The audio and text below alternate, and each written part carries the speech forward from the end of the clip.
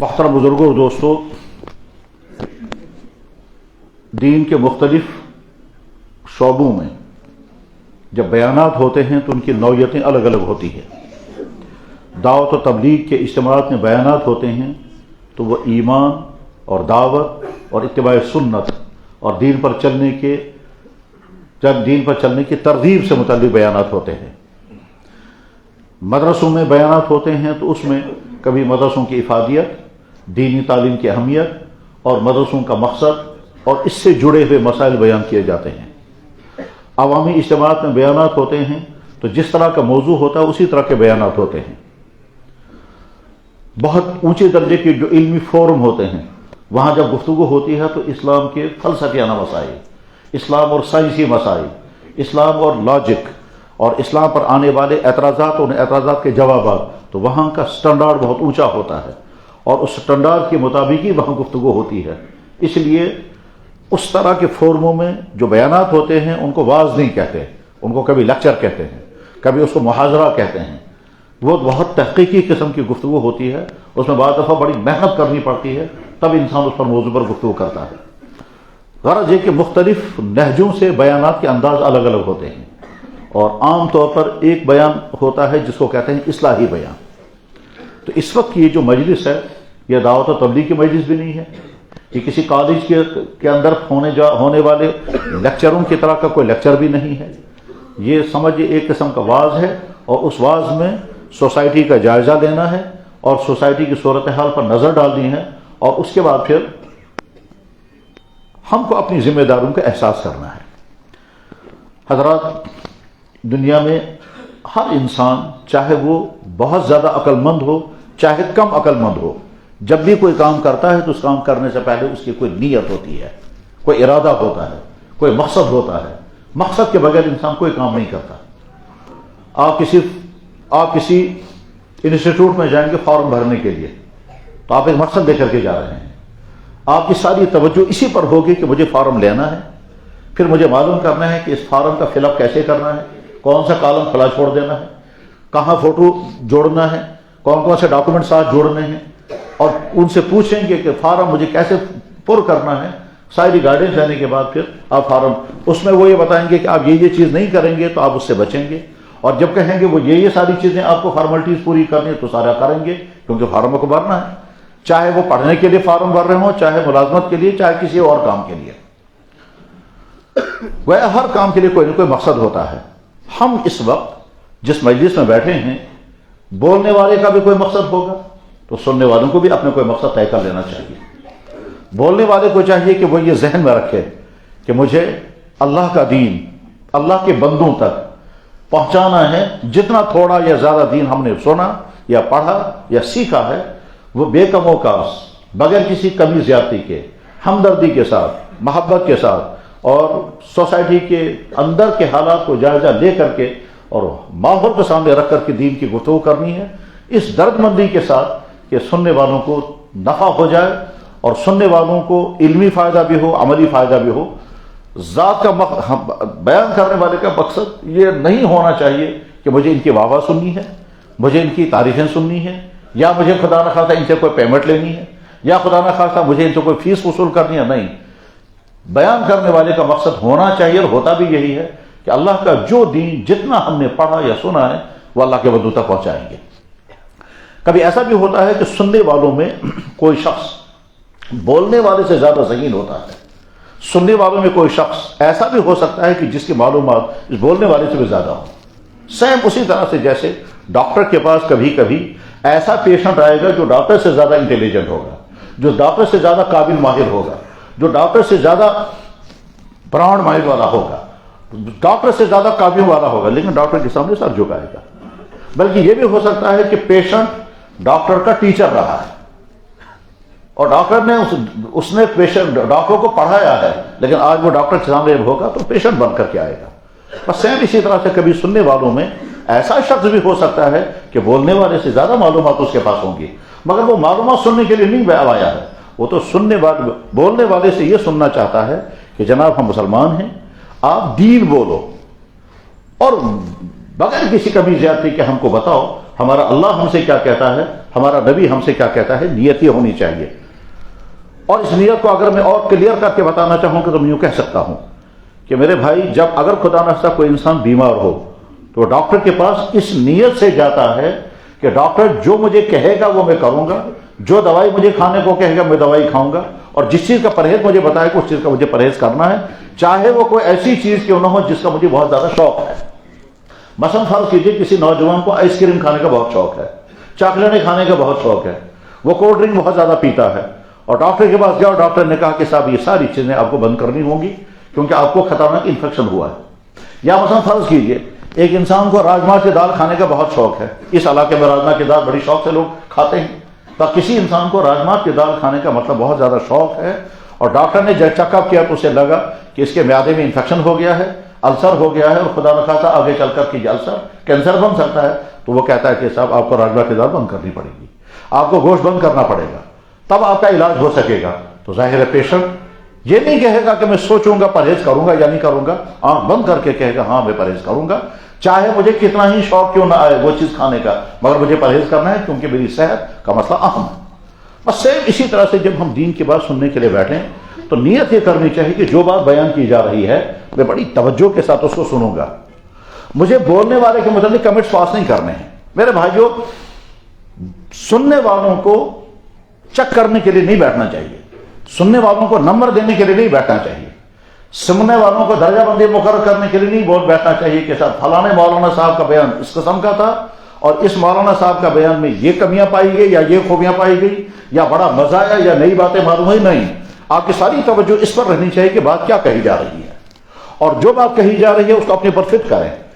اور اگر بات کہی جا رہی ہے کرنے کی تو سننے والوں کو چاہیے کہ فوراً یہ دیکھے کہ میں کر رہا ہوں یا نہیں کر رہا ہوں. اگر کر رہا ہے تو بہت اچھی بات ہے، اور اگر سستی ہو رہی ہے تو اپنے آپ سے پوچھیں کہ یہ جو کہیں نہیں کرنے والی بات کہی جا رہی ہے یہ اپنی طرف سے نہیں کہہ رہا ہے، یہ تو اللہ کا حکم ہے، تو میں کیوں نہیں کر رہا ہوں.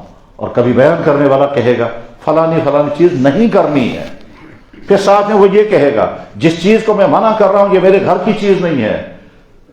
پھر وہ یہ کہے گا کہ جس اللہ نے ہم کو پیدا کیا، جو اللہ ہمارا معبود ہے، جو اللہ ہمارا خالق اور مالک ہے، وہی اللہ کہتا ہے یہ چیز مت کرو.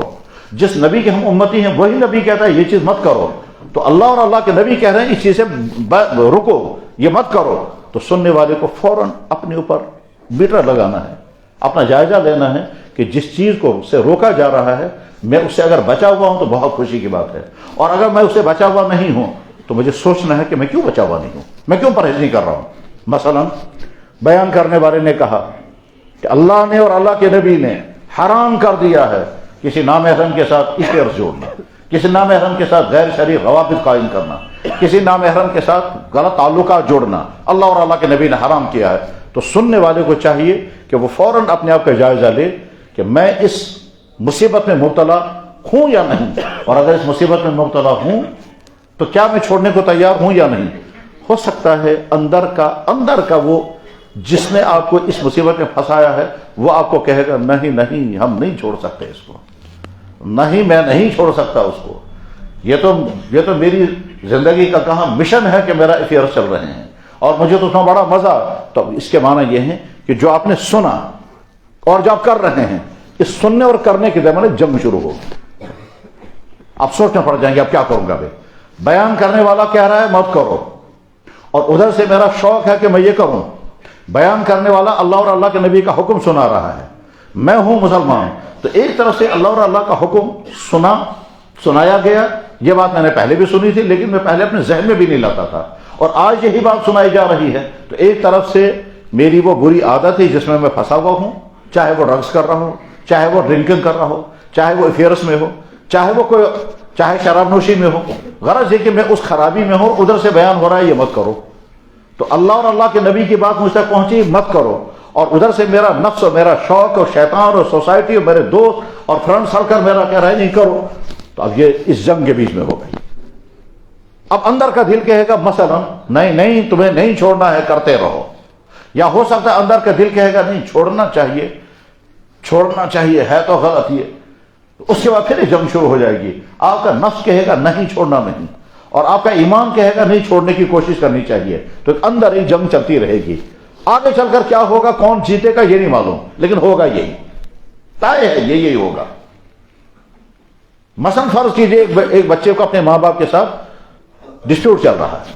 بیان کرنے والے نے کہا کہ ماں باپ کے ساتھ اچھا سلوک کرو اور ماں باپ کو ناراض مت کرو. تو یہ سننے والا سوچے گا میرے ماں باپ کے ساتھ میرے تعلقات کیسے ہیں کہ خراب ہیں, ان کی غلطی ہے یا میری غلطی ہے لیکن خراب چل رہے ہیں, اب مجھے تعلقات ٹھیک کرنے چاہیے یا میں اسی حالت پر رہوں گا. تو جنگ شروع ہوگی. ایسے وقت میں اپنے آپ سے کہنا چاہیے, اپنے آپ سے, کہ بھائی صاحب اگر تم کو ڈاکٹر کسی چیز کا پرہیز بتائے گا تو تم مانو گے یا نہیں؟ تو اندر والا نفس کہے گا مانیں گے. مثلا فرض کیجئے ڈاکٹر نے کہا آپ کی چھاتی خراب ہو گئی ہے, آپ جوس نہیں پئیں گے کیونکہ شوگر بھی ہے اور چھاتی بھی خراب ہے اور جوس ٹھنڈا ہوتا ہے. آپ آئس کریم نہیں کھائیں گے, آپ ٹھنڈی چیزیں نہیں کھائیں گے, آپ کولڈ ڈرنکس نہیں پئیں گے کیونکہ آپ کی چھاتی خراب ہو گئی ہے. یہ سارے لیکوڈ ڈاکٹر نے بین کر دیے. تو اپنے آپ سے پوچھنا ہے ڈاکٹر نے یہ بین کر دیا تو آپ پرہیز کرو گے یا نہیں؟ تو اندر والا دل کہے گا جی ہاں پرہیز تو کریں گے کیونکہ چھاتی خراب ہو گئی ہے, ڈاکٹر نے کہا یہ بھی مت پینا یہ بھی مت پینا, پرہیز تو مجھے کرنا ہے کیونکہ صحت کا مسئلہ ہے. اس کے بعد فوراً اپنے آپ سے پوچھیں کہ اگر ڈاکٹر ان حلال چیزوں کو بیان کر رہا ہے اور آپ ماننے کو تیار ہو, اور اللہ کے نبی ایک اور لکوڈ کو حرام کر رہے ہیں جس کو ہم کہیں گے شراب, وہ تم ماننے کے لیے کیوں تیار ہے؟ یہ اپنے آپ سے پوچھنا ہے. اپنے آپ سے پوچھو کہ جناب وہ حلال چیزیں 5-6 ڈاکٹر نے بیان کر دی, آپ ماننے کو تیار ہو گئے, اور اللہ کے نبی کہہ رہے ہیں ایک اور لکوڈ ہے وہ مت پینا, اور آپ ماننے کے لیے تیار کیوں نہیں ہو رہے ہیں؟ اپنے آپ سے پوچھنا ہے, اپنا حساب خود لینا ہے. اپنے آپ کو نفس کے تابع نہیں بنانا ہے, نفس کو اپنے ہاتھ میں کنٹرول میں لینا ہے. انسان یا تو سوار ہے یا سواری ہے, انسان یا تو گھوڑے کے اوپر ہے یا خود گھوڑا ہے.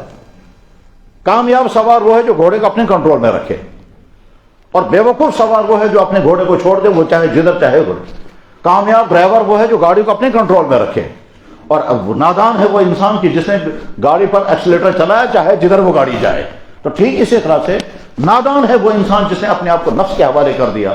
میرا نفس جدھر لے جائے گا میں تو ادھر کو چلنے کو تیار ہوں. اپنے نفس کو اپنے کنٹرول میں کرنا ہے. تو اپنے آپ سے پوچھنا ہے کہ جب تم آئس کریم چھوڑنے کو تیار ہو کیونکہ ڈاکٹر نے کہا, جوس چھوڑنے کو تیار ہو کیونکہ ڈاکٹر نے کہا, کولڈ ڈرنک پینے چھوڑنے کو تیار ہو کیونکہ ڈاکٹر نے کہا, لسی اور سب چیزیں کھان چھوڑنے کو تیار کیونکہ ڈاکٹر, اور یہ ساری چیزیں حلال ہیں.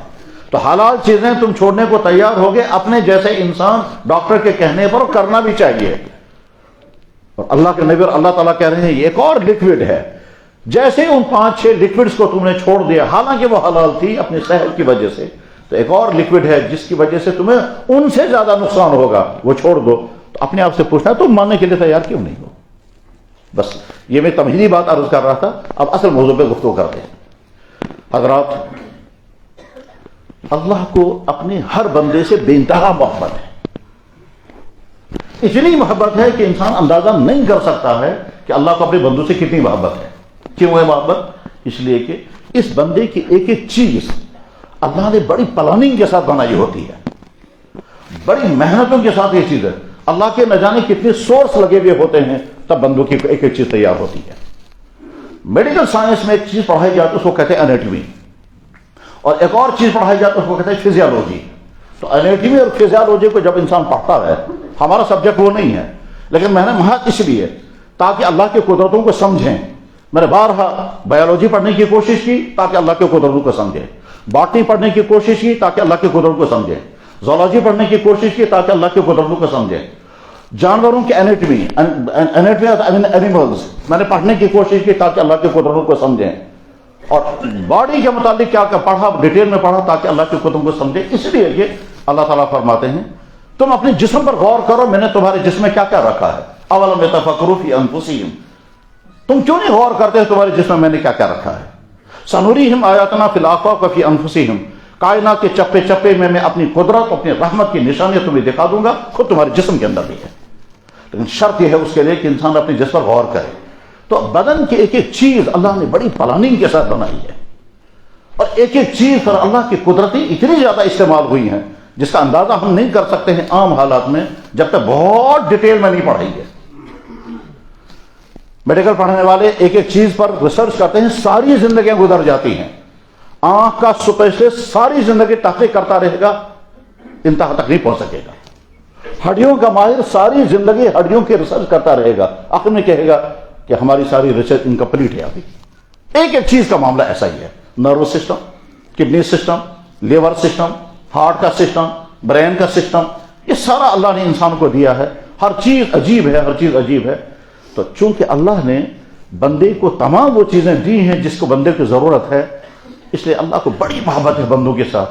یہ تو ہم کہہ رہے ہیں، لیکن جناب رسول اللہ صلی اللہ علیہ وسلم نے ارشاد فرمایا کہ اللہ نے محبت اور شفقت کے 10 حصے کیے، ایک حصہ ساری کائنات میں تقسیم کیا، اس میں باپ کے دل میں بچوں کی محبت، شوہر کے دل میں بیوی کی محبت، بیوی کے دل میں شوہر کی محبت، بھائیوں کے دلوں میں بھائیوں، یہاں تک کہ جانوروں کے دلوں میں اپنے بچوں کی محبت۔ وہ ایک حصہ ہے جو تقسیم ہوا ہے، اور ساری کائنات کو حصہ میرا اس میں سے۔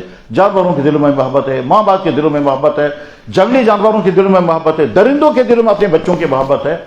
وہ ساری وہ محبت ہے جو ایک حصہ تقسیم ہوا ہے، جس کو ہم کہیں گے 1/10، 10واں حصہ تقسیم ہوا ہے ساری کائنات میں۔ 9 حصے اللہ نے اپنے پاس رکھے۔ تو اللہ کو کتنی محبت ہوگی اپنے بندوں سے، اور محبت کا ثبوت ہم خود ہیں۔ اور وہ کیسے ہیں؟ ہم میں سے کوئی انسان نہیں بتا سکتا کہ میں نے آج تک اپنی آنکھیں کتنی مرتبہ غلط استعمال کی ہوں گی، لیکن اس کے باوجود اللہ نے ہماری آنکھوں کی لائٹ چھینی نہیں۔ ہم میں سے کوئی نہیں بتا سکتا کہ آج تک میں نے اپنی زبان کا غلط استعمال کتنی مرتبہ کیا ہوگا، لیکن اللہ نے بولنے کی طاقت چھینی نہیں۔ اللہ کے نبی نے فرمایا اللہ سے زیادہ برداشت کوئی نہیں کرتا ہے۔ تو اللہ کو بہت محبت ہم سے ہے، اور بہت محبت ہونے کی ایک عجیب مثال اور بھی ہے کہ اللہ نے ہمارے مانگے بغیر، ہمارے مطالبے کے بغیر ہم کو ایمان کی دولت عطا فرمائی۔ اور کیسے عطا فرمائی؟ ایمان کے والے کے گھر میں ہم کو پیدا کیا۔ اللہ کو تو طاقت تھی کہ ہم کو پیدا کرتا اس گھر میں جس میں ایمان نہیں، اور وہاں جو بچہ پیدا ہوا وہ پیدا ہوتا ہمارے گھر میں، تو وہ ایمان والا ہوتا اور ہم ایمان سے محروم ہوتے۔ لیکن اللہ نے ہم کو اس گھر میں پیدا فرمایا جس گھر میں ایمان تھا۔ نتیجہ یہ ہوا کہ ہم کو گھر کے اندر ایمان کی دولت ملی، چاہے ہم اچھے ایمان والے ہیں یا خراب ہیں یا کمزور ہیں، مگر بہرحال ایمان کی دولت ہمیں ملی۔ یعنی ہم نے وہ 9 مہینے گزارے ہیں اس خاتون کے پیٹ میں جس خاتون کے پاس ایمان تھا۔ ہم نے اس خاتون کا دودھ پیا جو خاتون ایمان والی تھی۔ دوسرے لفظوں میں اللہ تعالیٰ کہیں گے میرے بندے تو میری محبتوں کا اندازہ کیسے کر سکے گا؟ میں نے تجھے ایمان والی ماں کے پیٹ میں 9 مہینے میں گزروایا، میں وہاں بھی پہنچا سکتا تھا تجھے۔ میں نے تجھے ایمان والی ماں کا دودھ پلایا، میں تجھے وہاں کا دودھ پلا سکتا تھا۔ میں نے تجھے ایمان والے کے گھر میں پیدا کیا جس کے نتیجے میں تجھے اذان پڑھی گئی، تیرا ختمہ ہوا، اور اگر کہیں اور پیدا ہوا ہوتا تو وہاں نہ یہ ہوتا نہ وہ ہوتا، نہ جانے کیا کیا ہوتا۔ تو اللہ کو ہم سے بڑی محبت ہے، اور ہمارا جسم جو اللہ نے بنایا بڑی پلاننگ کے ساتھ بنایا۔ اس دنیا میں مخلوقات میں سب سے بڑا پروجیکٹ انسان کا وجود ہے۔ اس لیے اللہ تعالیٰ فرماتے ہیں وفی انفسکم، تمہارے جسموں میں میں نے اپنی قدرت کی نشانیاں رکھی ہیں اور حیرت انگیز نشانیاں رکھی ہیں۔ شرط یہ ہے کہ ڈیٹیل کے ساتھ انسان کو پڑھے اور سوچے اور غور کرے۔ یہ جسم چونکہ اللہ کی بہت قیمتی چیز ہے جو اللہ کی دی ہوئی ہے، اسی لیے اسلام میں خودکشی حرام ہے، کیونکہ خودکشی کرنے والا اپنے جسم کو ختم کرتا ہے۔ تو اللہ تعالیٰ تم کیسے ختم کرو گے؟ یہ تو میرا بنایا ہوا جسم ہے۔ اسی لیے انسان اپنی باڈی کا کوئی چیز بیچ نہیں سکتا۔ اسی لیے ہم اسلام میں کیا کہتے ہیں؟ آئی ڈونیشن کی اجازت نہیں ہے، کیونکہ آئی ڈونیشن آپ تب کریں گے نا جب آنکھ آپ کی خود کی بنائی ہوئی ہو۔ اس لیے کہتے ہیں کہ صاحب لیور ڈونیشن نہیں کر سکتے۔ آپ کیوں نہیں کر سکتے؟ کہ لیور آپ کا خود کا بنایا ہوا تھوڑا ہی ہے، یہ تو اللہ کا دیا ہوا، اور آپ صرف یوزر ہیں، آپ اس کے آنر نہیں ہیں، آپ اس کے مالک نہیں ہیں۔ خیر مجھے آپ کی یہ نہیں سمجھانا ہے کہ آئی ڈونیشن اور کڈنی ڈونیشن اور بلڈ ڈونیشن کی اجازت کب ہے اور کیا نہیں، وہ ہمارا ٹاپک نہیں ہے۔ میں یہ سمجھانا چاہتا ہوں کہ یہ انسان کا جسم جو ہے یہ بہت زیادہ قیمتی ہے، اور چونکہ بہت زیادہ قیمتی ہے اور اللہ تعالیٰ شانہ کو بڑی محبت ہے اپنے ہر بندے کے ساتھ، اس لیے اللہ تعالیٰ شانہ نے اس بندے کے لیے تمام وہ چیزیں بین کر دی ہیں جو چیزیں انسان کے جسم کو، انسان کی عقل کو، انسان کی سماجی زندگی کو، انسان کی اخلاقی زندگی کو برباد کریں گی۔ اللہ تعالیٰ شانہ نے تمام چیزیں بین کر دی ہیں۔ یعنی کہنے کا مطلب یہ ہے کہ جب ہم اسلام کے اس چیپٹر کو سمجھنا چاہیں گے کہ اسلام میں بین کرنے کا سسٹم کیا ہے، اسلام میں چیزوں کو حرام کرنے کا سسٹم کیا ہے، اللہ تعالیٰ نے جن چیزوں کو حرام کیا اس کے پیچھے لاجک کیا ہے، اللہ نے جن چیزوں کے بارے میں فرمایا یہ چیزیں مت کرنا تو اس کے پیچھے فلسفی کیا ہے، کیوں اللہ تعالیٰ اس کو حرام کر دیتے ہیں، تب اس پر غور کریں گے۔ پہلی وجہ یہ جسم چونکہ اللہ نے بڑی پلاننگ کے ساتھ بنایا ہے، اور اللہ تعالیٰ فخر کے ساتھ کہتے ہیں دیکھو میں نے تمہیں آنکھیں بھی دی ہیں جسے تم دیکھتے ہو، میں نے تجھے کان دیے ہیں جسے تم سنتے ہو، میں نے تم کو ہارٹ دیا ہے، هو الذی جعل لکم السمع والابصار والافئدہ لعلکم تشکرون۔ تو اللہ تعالیٰ ایک ایک پارٹ کے بارے میں فرماتے ہیں یہ میں نے تم کو بڑی پلاننگ کے ساتھ بنا کر کے دیا ہے، اور اس چیز کے بنانے میں تمہاری کوئی مدد نہیں ہے، تمہارا کوئی حق مجھے نہ چاہیے تھا نہ کر سکتے تھے تم، میں نے تمہارا جسم بنایا، اس میں ایک ایک چیز، اور اگر میں کوئی چیز تمہیں نہ دوں تو تمہارے سارے انسان مل کر کے تمہیں وہ چیز دینا چاہیں تو نہیں دے سکتے۔ مطلب اس کا یہ ہے کہ بچہ جب 4-5 مہینے کا ہوتا ہے اور اس کو دانت آنے شروع ہو جاتے ہیں، اگر اللہ تعالیٰ شاہ نے وہ نیچرل سسٹم نہ بنایا ہوتا نہ دانت پیدا ہونے کا، وہ جو لا آف نیچر ہے دانت آئیں گے 5-4 مہینے میں گیا، اگر اللہ تعالیٰ شاہ دانت پیدا نہیں ہونے دیں گے تو دنیا کے سارے دانتوں والے ڈاکٹر مل کر کے بھی دانت پیدا نہیں کر سکتے۔ میرے پاس ایک بچہ لایا گیا، حیران ہو گئے بچے کو دیکھ کر کے، اس کی انگلیاں ہیں مگر ناخن نہیں ہیں۔ تو میں نے کہا بھائی عجیب ہے، کہنے لگا ہاں جس کے ناخن ہی نہیں ہے۔ میں نے کہا اب کیا کرنا ہے؟ کہنے لگا کوئی تعویذ دے دو، کچھ دم کرو، ناخن آ جانے چاہیے۔ تو میں سوچنا پڑ گیا یار اللہ تعالیٰ نے اس کو ناخن نہیں دیے، اب ساری زندگی اگر یہ کھجلائے گا تو کھجلائے گا کیسے؟ اور کوئی شکل نہیں میں، پھر میں نے ڈاکٹر سے کانٹیکٹ کیا، میں نے کہا کوئی شکل ہے؟ کہنے لگا ہمارے پاس کوئی شکل نہیں ہے، ہم کیسے ناخن پیدا کریں گے؟ جناب والا بچہ آتا ہے، بالغ ہو جاتا ہے، آگے چل کر نامرد ہوتا ہے، ڈاکٹر کہتے ہیں ہم کچھ نہیں کر سکتے۔ ماں کے پیٹ سے بچہ آتا ہے، آنکھیں نہیں ہیں، نابینا ہے، کہتے ہیں مادرزاد اندھا ہے، دنیا کے سارے آئے سپیشل مل کر کے اس کو آنکھ نہیں لگا سکتے۔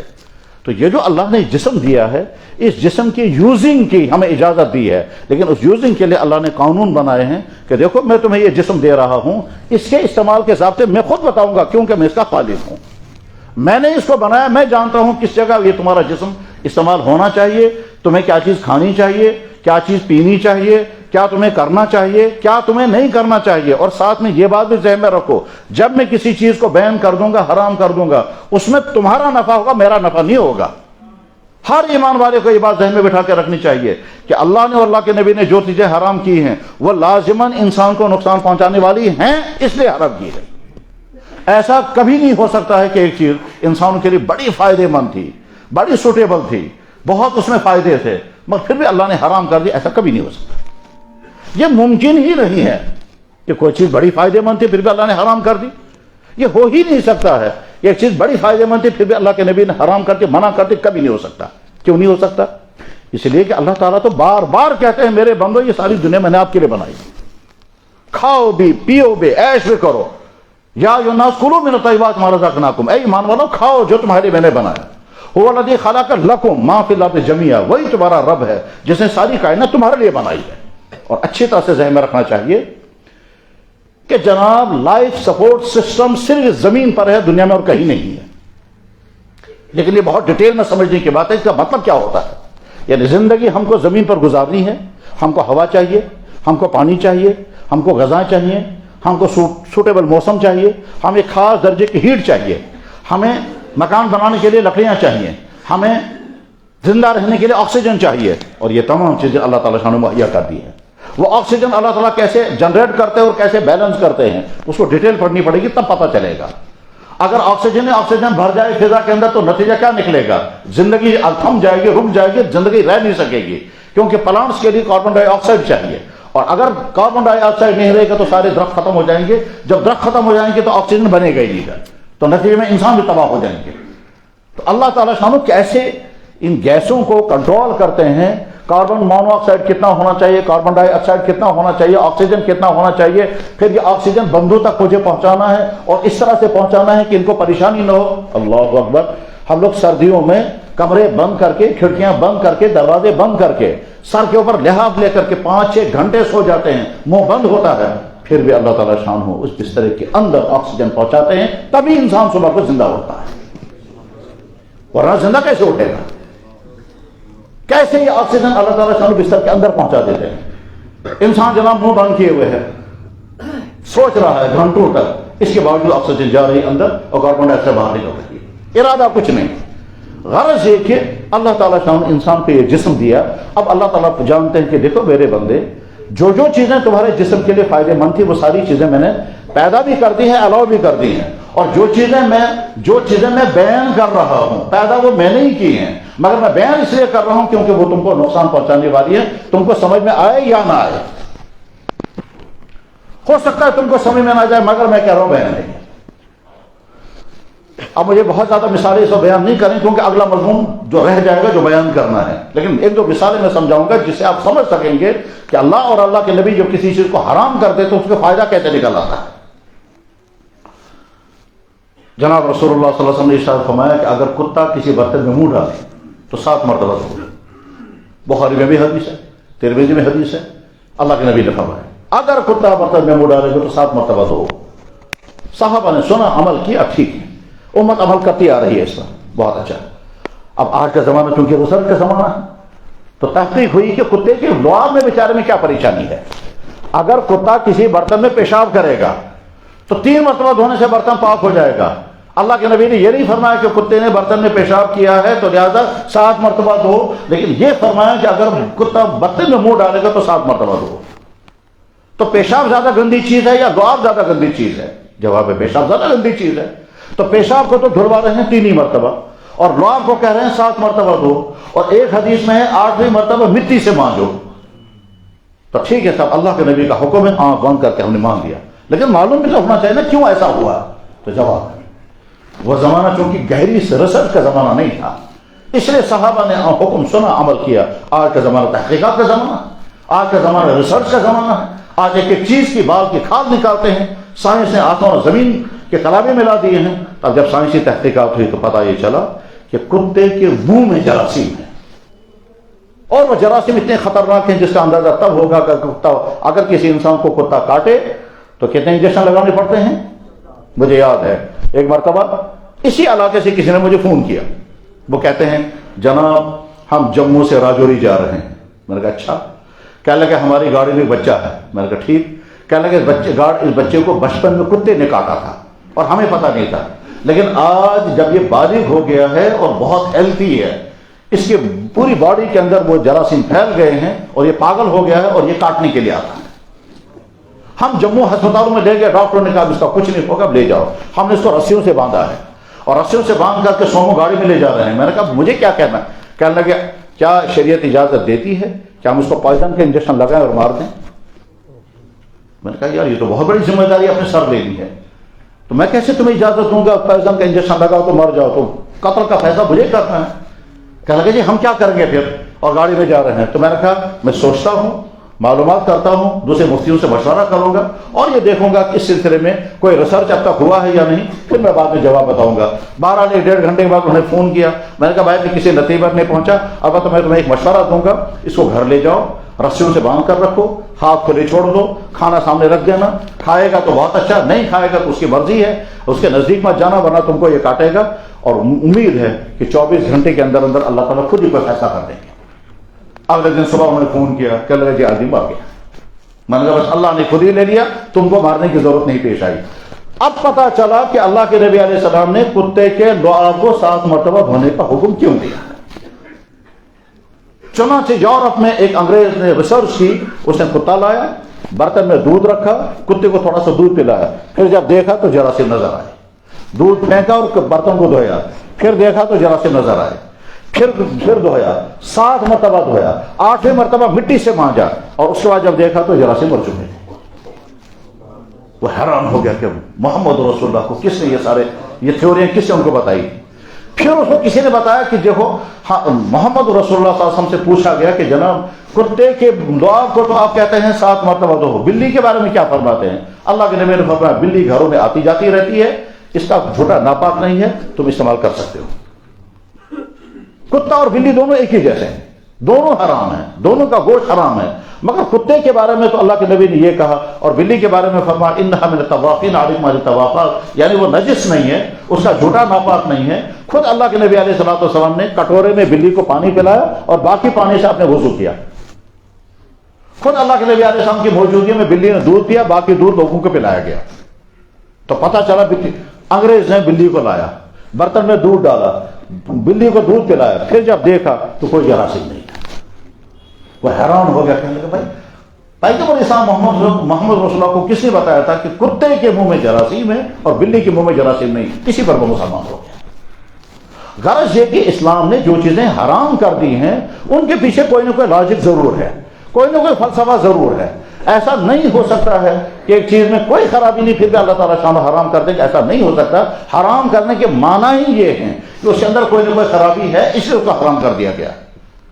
بس یہ بیس سمجھنے کے بعد آپ دیکھیں، انسان کی زندگی جب بالغ ہونے کی سرحد میں داخل ہو جاتی ہے، یعنی جب ٹین ایج شروع ہو جاتا ہے، تو اس کے بعد اللہ تعالیٰ شان دراصل تیاریاں کرتے ہیں، تم کو آگے مرد بننا ہے، اور مرد بننے کے لیے تمہیں جو کچھ ہونا چاہیے وہ ساری چیزیں تم کو جمع کر کے دینی ہے۔ اب سیکچول ہارمونز ڈیولپ ہونے لگیں گے، اب یہ لڑکیوں کی طرف مائل ہونے لگے گا، اب اس کو سیکچول سین دیکھنے میں مزہ آنے لگے گا۔ یہاں پر آ کر اللہ اور اللہ کے نبی فرماتے کنٹرول کرنا اپنے آپ کو۔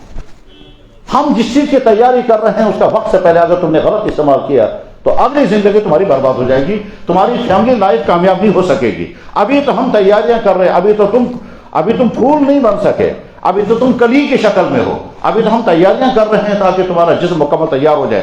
اگر آج ہی سے تم غلط راستے پر پڑ گئے، اگر تم نے افیئرز جوڑ دیے اور اگر تم اسی چکر میں گھومنے لگ گئے تو نتیجہ کیا ہوگا؟ تم برباد ہو جاؤ گے۔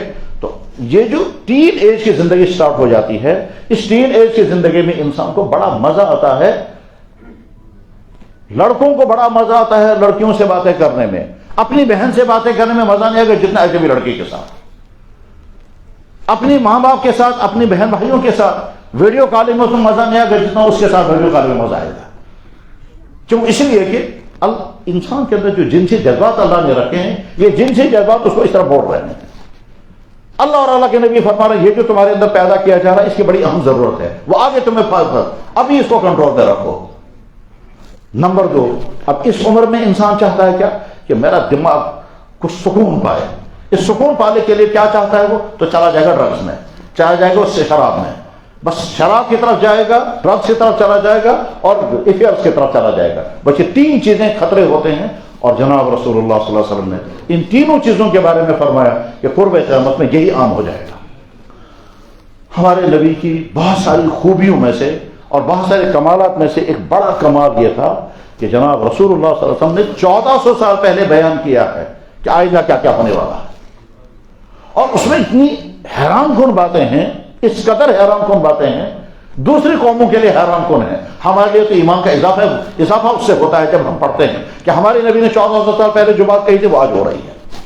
مثلا جناب رسول اللہ صلی اللہ علیہ وسلم نے 1400 سال پہلے فرمایا تھا ایک زمانہ آئے گا مرد مردوں کے ساتھ نکاح کریں گے، عورتیں عورتوں کے ساتھ نکاح کریں گی، اسی کو کہتے ہیں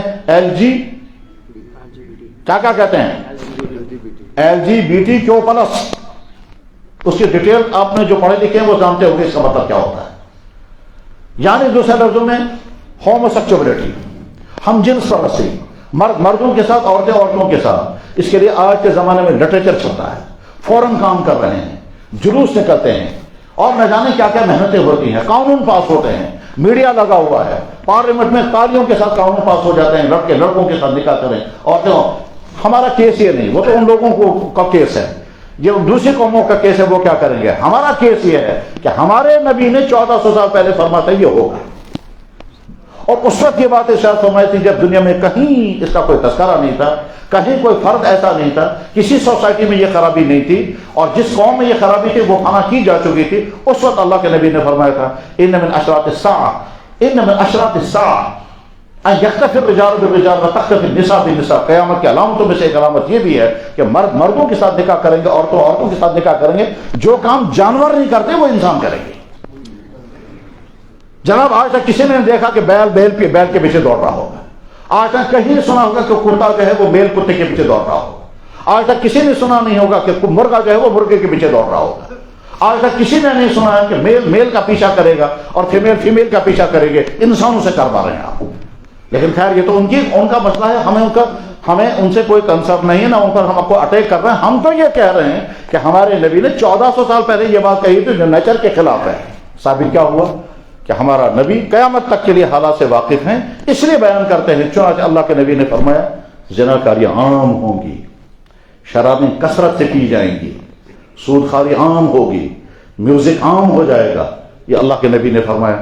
اب اس ارشاد کی روشنی میں ہم اپنی سوسائٹی کو دیکھیں کہ ہماری سوسائٹی اس وقت کس حالت میں ہے.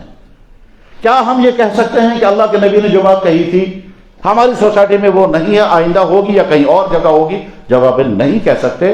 اب ہر آدمی اپنی معلومات کے دائرے میں اپنی سوسائٹی کو دیکھے. ہمیں اپنے گھروں کو، اپنے محلوں کو، اپنے دائیں بائیں کے حالات کو، ٹھیک ہے، دریاؤں کے کناروں میں، کیفٹیریاؤں میں، کلبوں میں، میوزک سینٹروں میں، شادی کی پارٹیوں میں، پارکوں میں، ہاؤس بوٹوں کے اندر کہاں کیا کیا ہوتا ہے، اور ہمارے ہی بچے، لڑکے یا لڑکیاں کہاں کیا کیا کرتے ہیں. اس کو جتنا سنیں گے، جتنا پڑھیں گے، جتنا جانیں گے تو بے اختیار ہو کر کہیں گے ہمارے نبی نے جو 1400 سال پہلے کہا تھا وہ ہو رہا ہے. اب ہماری ڈیوٹی کیا ہے؟ کیا ہم یہ کہہ سکتے ہیں کہ نہیں ہو رہا ہے؟ جواب یقیناً ہو رہا ہے، اور جتنی معلومات ہیں شاید اس سے بھی زیادہ تباہال ہے. اور وہ تباہال کہاں سمجھ میں آئے گا؟ جب آپ کالجوں میں جائیں گے، جب آپ ہاسٹلوں کے اندر پہنچیں گے، جب آپ ان جگہوں پر پہنچیں گے جہاں ہمارے ہی بچے، لڑکے ہوں یا لڑکیاں، اپنے گھروں کو چھوڑ کر پڑھنے کے نام پر پہنچے ہوئے ہیں. اب وہ ڈگریاں کریں گے یا نہیں کریں گے وہ بات کی چیز ہے، لیکن فی الحال وہ انجوائے کے نام پر تمام وہ چیزیں کر رہے ہیں جو ایک مسلمان لڑکے اور مسلمان لڑکی کے بارے میں سوچا بھی نہیں جا سکتا تھا. بلکہ جب غیرتیں مٹتی ہیں تو جب ان سے کہا جاتا ہے یہ کیا ہو رہا ہے، کہتے ہیں زندگی نام ہے عیش کرنے کا، ہمیں فی الحال عیش کرنے دو، ہمیں فی الحال مزہ اٹھانے دو. اور ادھر سے جوانی میں چونکہ خوبصورتی ہوتی ہے، اور خوبصورتی جو ہے وہ لڑکوں کے اندر بھی ہوتی ہے، لڑکیوں کے اندر بھی. ادھر سے میک اپ کا زمانہ ہے، اور میک اپ کے نتیجے میں زیادہ سے زیادہ اٹریکٹیو بن رہے ہیں. اس کا نتیجہ یہ ہے کہ وہ ان کی طرف مائل ہے، وہ ان کی طرف مائل ہے. اللہ کے نبی علیہ السلام نے اس سلسلے میں جو کچھ فرمایا تھا وہ سارا اس وقت پورا ہو رہا ہے. ٹھیک ہے، جب یہ صورتحال ہوتی ہے تو نتیجہ کیا نکلتا ہے؟ جواب ہے اللہ تعالیٰ شان کچھ عرصے تک دیکھتے ہیں کہ جو اس میں مبتلا ہیں وہ تو مبتلا ہیں، جو جان رہے ہیں وہ ان کو روکنے کی کوشش نہیں کر رہے ہیں. یعنی جن کے ہاتھ میں ہے کہ وہ صورتحال کو بدل دیں، اگر وہ خاموش رہیں اور یہ سوچیں ہونے دو جو کچھ ہو رہا ہے، ہمیں کیا ہو، کرنے دو جو کچھ کر رہے ہیں، ہمارا تھوڑے کوئی کر رہا ہے، تو نتیجہ کیا ہوگا؟ جب انسان یہ سوچتا ہے آگ کہیں اور لگی ہے، لگنے دو ہمیں کیا ہے، تو آگ بڑھتے بڑھتے یہاں تک پہنچے گی. جب ہم یہ کہیں گے ہونے دو جو ہو رہا ہے، ہمیں اس سے کیا ہے، تو یہ بڑھتے بڑھتے ہمارے گھروں تک پہنچے گی. گھروں کے اندر نہیں تو ہماری سوسائٹی کے ان افراد تک پہنچے گی جو ہم سے جڑے ہوئے ہیں، چاہے وہ رشتہ داریاں ہوں، چاہے وہ اسٹوڈنٹس ہوں، چاہے وہ دوست ہوں، ہمارے گھروں تک وہ آگ پہنچے گی. اور جب صورتحال جہاں پہنچتی ہے تو پھر اللہ تعالیٰ شان و فیصلہ کرتے ہیں اب اس قوم کو زندہ نہیں رہنے دینا ہے، اس قوم کو مٹا دینا. اس کی مثال اندلس میں مسلمانوں نے 800 سال تک حکومت کی ہے، اور آج وہاں کوئی ایک مسلمان بھی شاید نہیں ہے. دنیا کی سب سے بڑی مسجد اندلس کے اندر ہے، اس کا نام مسجد قرطبہ. علامہ اقبال اس مسجد کے اندر گئے ہیں تو جب اندر داخل ہو گئے تو رونے لگے، اور رو رو کر کے انہیں اذان پڑھی اور نماز پڑھی. اس زمانے میں تم کو اذان اور نماز پڑھنے کی اجازت، آج وہ بھی کرنے کی اجازت نہیں ہے. آج اگر کوئی مسجد قرطبہ میں جانا چاہتا ہے تو فوراً تو پرمیشن نہیں ملتا، اور اگر کوئی اندر جاتا ہے تو پولیس والے پکڑ کر کے رکھتے ہیں تاکہ اب نماز نہیں پڑھیں گے. یہاں مسجد قرطبہ کے ایک حصے کو بار بنا دیا گیا، مسجد حصہ قرطبہ کے ایک حصے کو چرچ بنا دیا گیا، مسجد قرطبہ کے ایک حصے کو میوزیم بنا دیا گیا ہے. وہ ختم ہو گیا. اس ختم ہونے کی وجوہات کیا ہیں؟ تو کتابوں میں لکھا ہوا ہے کہ اس سوسائٹی میں شراب اور زناکاری پھیلا دی گئی تھی، گھروں میں وہی ہوتا تھا، سڑکوں پر وہی ہوتا تھا. انجام کیا نکلا؟ اسلام بھی ختم ہو گیا، مسلمان بھی ختم ہو گیا. تو ہمیں اپنے معاشرے کا جائزہ لینا ہوگا، ہمیں سمجھنا ہوگا کہ ہمارے معاشرے میں یہ چیز تو نہیں پھیل رہی ہے. اور ہمارے معاشرے میں پھیلنے کے معنی کیا ہے؟ ہمارے ہی بچے، ہماری ہی بچیاں. صورتحال اس وقت یہ ہے کہ والدین کو اس بات کا خبط ہے کہ کسی نہ کسی طرح سے ہمارے بچے کے ہاتھ میں ڈگری آنی چاہیے. قابلیت آئے جانا ہے اس سے بہتر ڈگری کا کاغذ ہاتھ میں آنا چاہیے، چاہے اس کے نتیجے میں اس کا کیریکٹر برباد ہو جائے، چاہے ہماری بیٹیاں نہ جانے کہاں کہاں کیا کیا کرتی رہے، اس کی کوئی پرواہ نہیں. اور بیٹیاں چونکہ نادان ہیں، اور بیٹیاں نادان ہیں، عورت ہمیشہ نادان رہی ہے، اس کو بہلانے پھسلانے والا بہلاتا ہے، پھسلا دیتا ہے، اس کو خواب دکھا دیتا ہے، اس کو دو چار محبت کے جملے جب بولتے ہیں بس وہ جناب سمجھتی ہے میں دنیا کی سب سے زیادہ پیاری بن گئی. عورت ایک عمر ایسی ہوتی ہے جس عمر میں انسان کے اندر پیاس لگتی ہے، کوئی مجھے کہے میں تجھ پر قربان. ایک جذبہ ابھرتا ہے کہ کوئی مجھے کہنا چاہیے، میں کسی کی یاد میں تڑپنے لگوں، میں کسی کو کہوں گا تیرے بغیر میں جی نہیں سکتا، میں کسی سے پیار کرنے لگوں، میں کسی پر عاشق بن جاؤں، یہ آگ لگتی ہے، ایک خاص عمر میں یہ کیفیت ہوتی ہے۔ وہ زمانے وہی ٹین ایج زمانہ ہے۔ اس ٹین ایج کے زمانے میں جی چاہتا ہے کہ کوئی مجھے کہے میں تیرے بغیر جی نہیں سکتا، اور جی چاہتا ہے میں کسی کو کہوں گا مجھے تم سے پیار ہے، مجھے تم سے محبت ہے۔ یہ نیچرل سسٹم ہے۔ اس وقت اسلام کہتا ہے کنٹرول کرو اس کو۔ اگر تم نے اس کو کنٹرول کر دیا تو آگے تمہاری لائف بچ جائے گی، اور اگر تم نے اس کو کنٹرول نہیں کیا تم خراب ہو جاؤ گے۔ اس کنٹرول کرنے کے لیے اپنے آپ سے لڑنا پڑتا ہے۔ اب جو ہی لڑکے کو کہا کوئی کہے گا اے تیرے بغیر میں جی نہیں سکتا، میں تو تیرے لیے تارے توڑ کر کے لاؤں گا، آج تک تو کوئی تارے توڑ کر کے لایا نہیں۔ ہاں یہ ضرور ہوتا ہے کہ جب کوئی انسان دوسرے سے محبت کا اظہار کرتا ہے اس کے پیچھے شیطانی جذبات چھپے ہوئے رہتے ہیں، اور وہ شیطانی جذبات کسی خاص موقع پر باہر آ جائیں گے۔ تب تک وہ محبت جتائے گا، قربانیاں دے گا، گفٹس کا ٹرانسفر کرے گا، کہے گا میں تیرے بغیر میں تجھے سب کچھ کروں گا، اور جناب اگر تمہیں یہ سارے محبت کے اور پیار کے جو جملے ہوتے ہیں وہ دراصل اندر ایک زہر رکھے ہوئے ہوتے ہیں، اور جو ہی موقع ملتا ہے اور اس کو بہلاتے پھسلاتے وہاں تک پہنچا دیتا ہے، جو ہی غرض پوری ہو جاتی ہے پھر کوئی کسی کا پیار نہیں کرتا۔ چنانچہ سوسائٹی میں اس طرح کے واقعے پائے جاتے ہیں۔ لڑکے نے لڑکی کو ورگلایا، ورگلاتے ہوئے اپنے شیشے میں اتارا، شیشے میں اتارنے کے بعد کچھ دنوں تک رکھا، بعد میں چھوڑ دیا۔ اور یہاں تک بھی ہوتا ہے کہ ورگلانے والا ایمان والا تھا بھی نہیں، اور جس کو ورگلائے وہ ایمان والی تھی، اپنے ماں باپ کی بات اس نے نہیں مانی، لوگ کوشش کرتے رہے اس راستے سے واپس آ جائے، وہ واپس آنے کے لیے تیار نہیں، انہوں نے کہا میں زہر کھاؤں گے مگر اس کے بغیر نہیں رہ سکتی، لے گیا وہ، اور لینے کے بعد کچھ عرصے تک رکھا اور اس کے بعد پھر واپس پھینک دیا۔ جیسے بوتل کو ہم خریدتے ہیں پانی پینے کے بعد بوتل کو پھینک دیتے ہیں، ویسے پھینک دیا۔ تو میرے بھائیوں مجھے کڑوی باتیں نہیں سنانی، مجھے سمجھانا یہ ہے کہ جوانی کی اس عمر میں جن خرابیوں کے خطرے رہتے ہیں ان خرابیوں میں بہت بدترین خرابی ہے جو میٹھی ہے، اوپر سے بڑی مزیدار لگتی ہے۔ وہ بہت بدترین خرابی یہ ہے کہ لڑکوں اور لڑکیوں کے آپس میں افیئرز قائم ہوتے ہیں، اور یہ خرابی اپنے اندر بہت ساری خرابیاں دی ہوئی ہے۔ جو ہی یہ زہر شروع ہو جاتا ہے پڑھنے کا سلسلہ ختم ہو جائے گا، پھر آپ یہ پڑھ نہیں سکتا، کیونکہ ہر وقت اس کو یہی خمار رہتا ہے۔ جو ہی پڑھنا سٹارٹ کرے گا ایک دم اسے خیال آئے گا، میں اس کو فون کر کے پوچھوں کہ کیا کر رہے ہیں آپ، فوراً فون کرے گا، جناب آپ کیا کر رہے ہیں، کہنے کا میں اسٹڈی۔ اچھا اچھا تم بھی پڑھو میں بھی پڑھ رہا ہوں۔ تھوڑی دیر میں پھر شیطان ڈالے گا، اچھا پوچھو کھانا وانا ٹھیک طرح سے کھایا، ہاں پھر فون کرے گا، اچھا کھانا وانا آپ نے ٹھیک طرح سے کھایا، اچھا آج کل کیا پڑھ رہی ہو۔ یعنی کسی نہ کسی بہانے سے وہ اٹیچ رہیں گے اور سامنے کتاب کھلی ہوئی ہوگی، ٹھیک ہے، یہی سلسلہ چلتا رہے گا۔ پھر کبھی لڑیں گے، کبھی تلخیاں پیدا ہوں گی، کبھی گفٹس کے تبادلے ہوں گے، کبھی پلان بنائیں گے ملاقات کے لے کے چلنا ہے، کبھی کچھ ہوں گے۔ اسی چکر میں ان کا وقت گزرتا رہے گا یہاں تک امتحان کا وقت آئے گا، یا تو امتحان پاس ہی نہیں کر پائیں گے، اور اگر پاس کر پائیں گے تو آپ کو معلوم ہے آج کا زمانہ چونکہ فراڈ کا زمانہ ہے، آج تو وہ ادارے بھی ہیں جو آپ کو پیسوں کے بدلے میں تو سرٹیفکیٹ پکڑا دیں گے، ان کو پیسے مل جائیں گے، اب آپ سرٹیفکیٹ لیکن قابلیت کچھ بھی نہیں۔ کل کو جب کسی جگہ انٹرویو میں بیٹھیں گے وہاں نیل، وہاں قابلیت ہے ہی نہیں کیونکہ آپ نے پڑھا ہی نہیں ہے۔ اچھا یہ تو ہے دنیا کا نقصان۔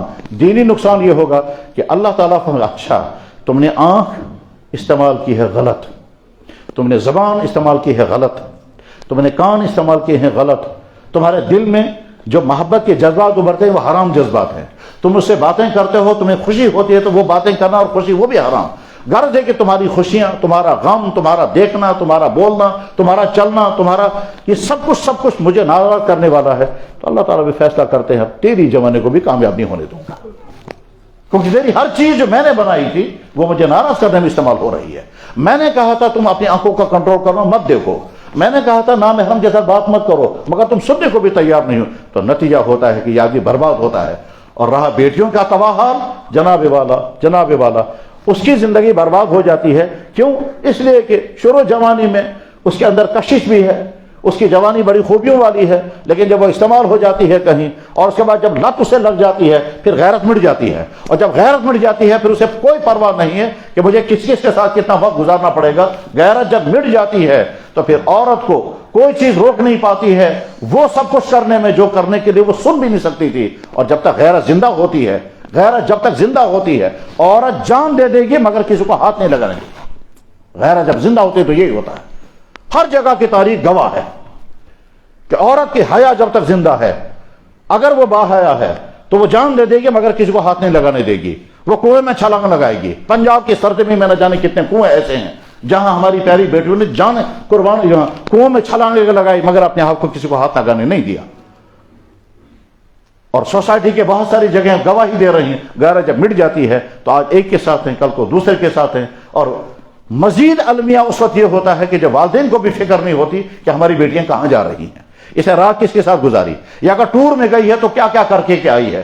جب والدین کو بھی غیرت مٹ جائے اور پرواہ نہ ہو ان کو اپنی بیٹیوں کی, ان کے ذہنوں میں ہے کہ صاحب ڈگری مل جانی چاہیے, ہماری بیٹی ہاسٹل میں ہے وہ تھوڑی غلطی کر سکتی ہے, ہماری بیٹی فلاں جگہ کالج میں ہے وہ تھوڑی غلط ہو سکتی ہے, حالانکہ وہاں اس کا ایمان بھی چھن چکا ہوتا ہے, اس کا کیریکٹر برباد ہو چکا ہوتا ہے, وہ ٹینشن کا شکار ہو چکی ہوتی ہے, وہ اپنی عصمتیں لٹا چکی ہوتی ہے, اور ماں باپ مطمئن بیٹھے ہیں کہ صاحب ہماری بیٹی غلطی نہیں کر سکتی ہے. نادانو, تمہاری بیٹی تو وہ سب کچھ کر چکی ہے جس کو تم سن بھی نہیں سکتے.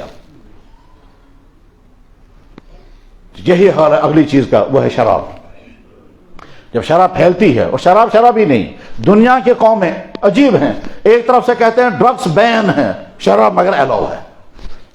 تو شراب بھی تو نشہ ہی ہے, وہ بھی تو انسانوں کو تباہ کر دیتی ہے. یہ جو حکومتوں کے ہاں کیا ہوتا ہے کہ صاحب تمام ڈرگس کو بین کر دیا گیا, بہت اچھا, تو شراب بھی تو نشہ ہی ہے. اگر ان چیزوں سے زندگیاں تباہ ہو رہی ہیں تو شراب سے کون سی صحتیں بن رہی ہیں؟ اسلام کلیئر کٹ صاف بتاتا ہے, الخمر ما خامر العقل, ہر وہ چیز جو عقل کو برباد کر دے, ہر وہ چیز جو آپ کی صحت کو تباہ کر دے, ہر وہ چیز جو بیماریاں لائے, وہ تمام کی تمام نشیلی چیزیں ایک ہی کیٹیگری میں ہیں, چاہے وہ شراب ہو, چاہے براؤن شوگر ہو, چاہے وہ ہیروئن ہو, چاہے وہ جس فارم میں بھی ہوگی, لکوڈ فارم میں ہو یا سالڈ فارم میں ہو, وہ چرس کے طور پر پی جائے یا کس طرح سے ہیروئن کیسے استعمال کیے جاتے ہوں گے ہمیں نہیں معلوم. اور یہ لت جب لگ جاتی ہے تو آدمی کہاں تک پہنچتا ہے؟ جناب والا ہم نے سنا کہ لڑکے اور لڑکیاں چیری پالش تک چباتے ہیں. لوگ روٹیوں کے اندر, روٹیوں میں بٹر ملتے ہیں, روٹیاں کھاتے ہیں, وہ لوگ چیری پالش مرتے ہیں اور کھاتے ہیں, کیونکہ اس کے اندر بھی نشہ. فروٹ لا کر کے پیتے ہیں کیونکہ اس کے اندر بھی نشہ ہے. اور جب اس سے کچھ نہیں ہوتا تو آخر میں سانپ سے لا کر کے ڈنک لگواتے ہیں. میرے بھائی, میں بتانا یہ چاہوں گا کہ سننے والوں میں جن تک یہ آواز پہنچ رہی ہے, اگر ان تمام خرابیوں سے آپ بچے ہوئے تو آپ کو بہت مبارک, اور آئندہ اور اپنی حفاظت کریں گے. اور اگر خدا نہ خواستہ کسی ہمارے بچے میں, کسی ہمارے بھائی میں, کسی ہمارے دوست میں یہ خرابی ہے, دو میں سے جو بھی خرابی ہے, تو مایوس نہیں ہونا ہے, افسوس نہیں کرنا ہے, اور بتا اپنے آپ کو سدھارنا ہے. اور سدھارنے کے لیے آپ کو اپنے آپ سے لڑنا پڑے گا, آپ کو اپنے آپ سے جنگ کرنی پڑے گی. سیم اسی طرح سے جنگ کرنی پڑے گی جیسے آپ کو کسی چیز کی بڑی عادت تھی. مثلا ایک لڑکے نے 10-12 سال کی عمر سے اسموکنگ شروع کی, اب وہ سگریٹ پی رہا ہے, اور 30-40 سال ہو گئے اس کو سگریٹ پیتے ہوئے, لہذا سگریٹ کے بغیر وہ ایک دن بھی نہیں گزار سکتا, بلکہ 1 گھنٹہ بھی نہیں گزار سکتا. ٹھیک ہے صاحب, اس سے پوچھتے ہیں سگریٹ چھوڑ سکیں گے آپ؟ کہنے لگا اولا تو میں چاہتا ہی نہیں, اور اگر چاہتا ہوں تو میں چھوڑ نہیں سکتا, کیونکہ یہ میری زندگی کی ایسی عادت بن گئی ہے, اس کے بغیر میں رات بھی نہیں گزار سکتا, اس کے بغیر مجھے کھانا ہضم نہیں ہوتا, اس کے بغیر مجھے نیند نہیں آتی. لوگ رمضان میں روزہ رکھتے ہیں, سب کو شام کو فکر ہوتی ہے, کھانا کھائیں گے, پانی پئیں گے, مجھے سب سے پہلے فکر ہوتی ہے, سب سے پہلے مجھے یہ کرنا ہے. ہوتا بھی یہی ہے. سگریٹ پینے والوں کا حال یہی ہے کہ باقی تمام تو شام کو انتظار میں کرتے ہیں کب افطار کا وقت ہوگا, ہم کھائیں گے اور پیئیں گے, اور اس ہمارے بھائی کو فکر ہوتے کب افطار کا وقت ہے تو سب سے پہلے بھی یہ کروں گا. یہ اس کی مجبوری ہے. بہت اچھا, گویا اس کے بغیر وہ جی نہیں پا رہا ہے. اتفاق کے بعد بیمار ہو گیا, اس کو ڈاکٹر کے پاس لے گئے. ڈاکٹر نے چیک اپ کیا, کہا کہ جناب یا تو چھاتی میں یا گلے میں یا آپ کے لیور میں کینسر سٹارٹ ہو چکا ہے, اور کینسر کی وجہ ہے آپ کی اسموکنگ. سٹیج پہلا والا ہے. میں صاف صاف آپ کو بتا رہا ہوں, اگر آپ بچنا چاہتے ہیں تو اسموکنگ بند کر دیں, پھر میں ٹریٹمنٹ کروں گا, میں علاج دوں گا, میڈیسن دوں گا, اس کے بعد آپ ٹھیک ہو جائیں گے. امید ہے کیونکہ سٹیج ابھی پہلا اسٹیج ہے. اگر آپ نے کنٹرول کر لیا اسموکنگ کو تو ٹھیک ہو جائیں گے, اور اگر آپ نے کنٹرول نہیں کیا تو میں کوئی گارنٹی نہیں دے سکتا تم بچو گے یا نہیں بچو گے. ہو سکتا ہے آج پہلا سٹیج ہے, کل کو دوسرا, کل پرسوں تیسرا, سال بھر کے بعد 4th سٹیج آ جائے گا, تم کور میں پہنچ جاؤ گے. یہ یہاں سے نکلے گا. اب دوست نے فون کیا, دوست آ رہے ہو یا نہیں؟ آج میں نے made in China, made in فلان جگہ کی سگریٹ کا ڈبہ لایا ہے, اور وہ بھی 5,000 روپے کا ہے. 5,000 کے سگریٹ کا ڈبہ آیا ہے. یہ آدمی کیا کہے گا جواب میں؟ جناب ختم, آج کے بعد میں کبھی نہیں پی سکتا. وہ کہے گا یار ایسی بے وفائی کیا ہے, زندگی بھر کا تمہارا ساتھی تھا یہ, آج کیوں بے وفائی؟ کہہ رہے بے وفائی نہیں, ختم ہو گیا وہ مسئلہ, میری صحت کبھی ہاتھ نہیں لگائے گیا کیونکہ ڈاکٹر نے کہا تم کو کینسر شروع ہو گیا ہے. صحیح ہے نا, یہی ہوگا, ایسا ہی ہوگا. کیا یہ آدمی کہہ سکتا ہے کہ جناب اس کے بغیر میں رہ نہیں سکتا, میں چھوڑ نہیں سکتا؟ میں کبھی نہیں کہے گا.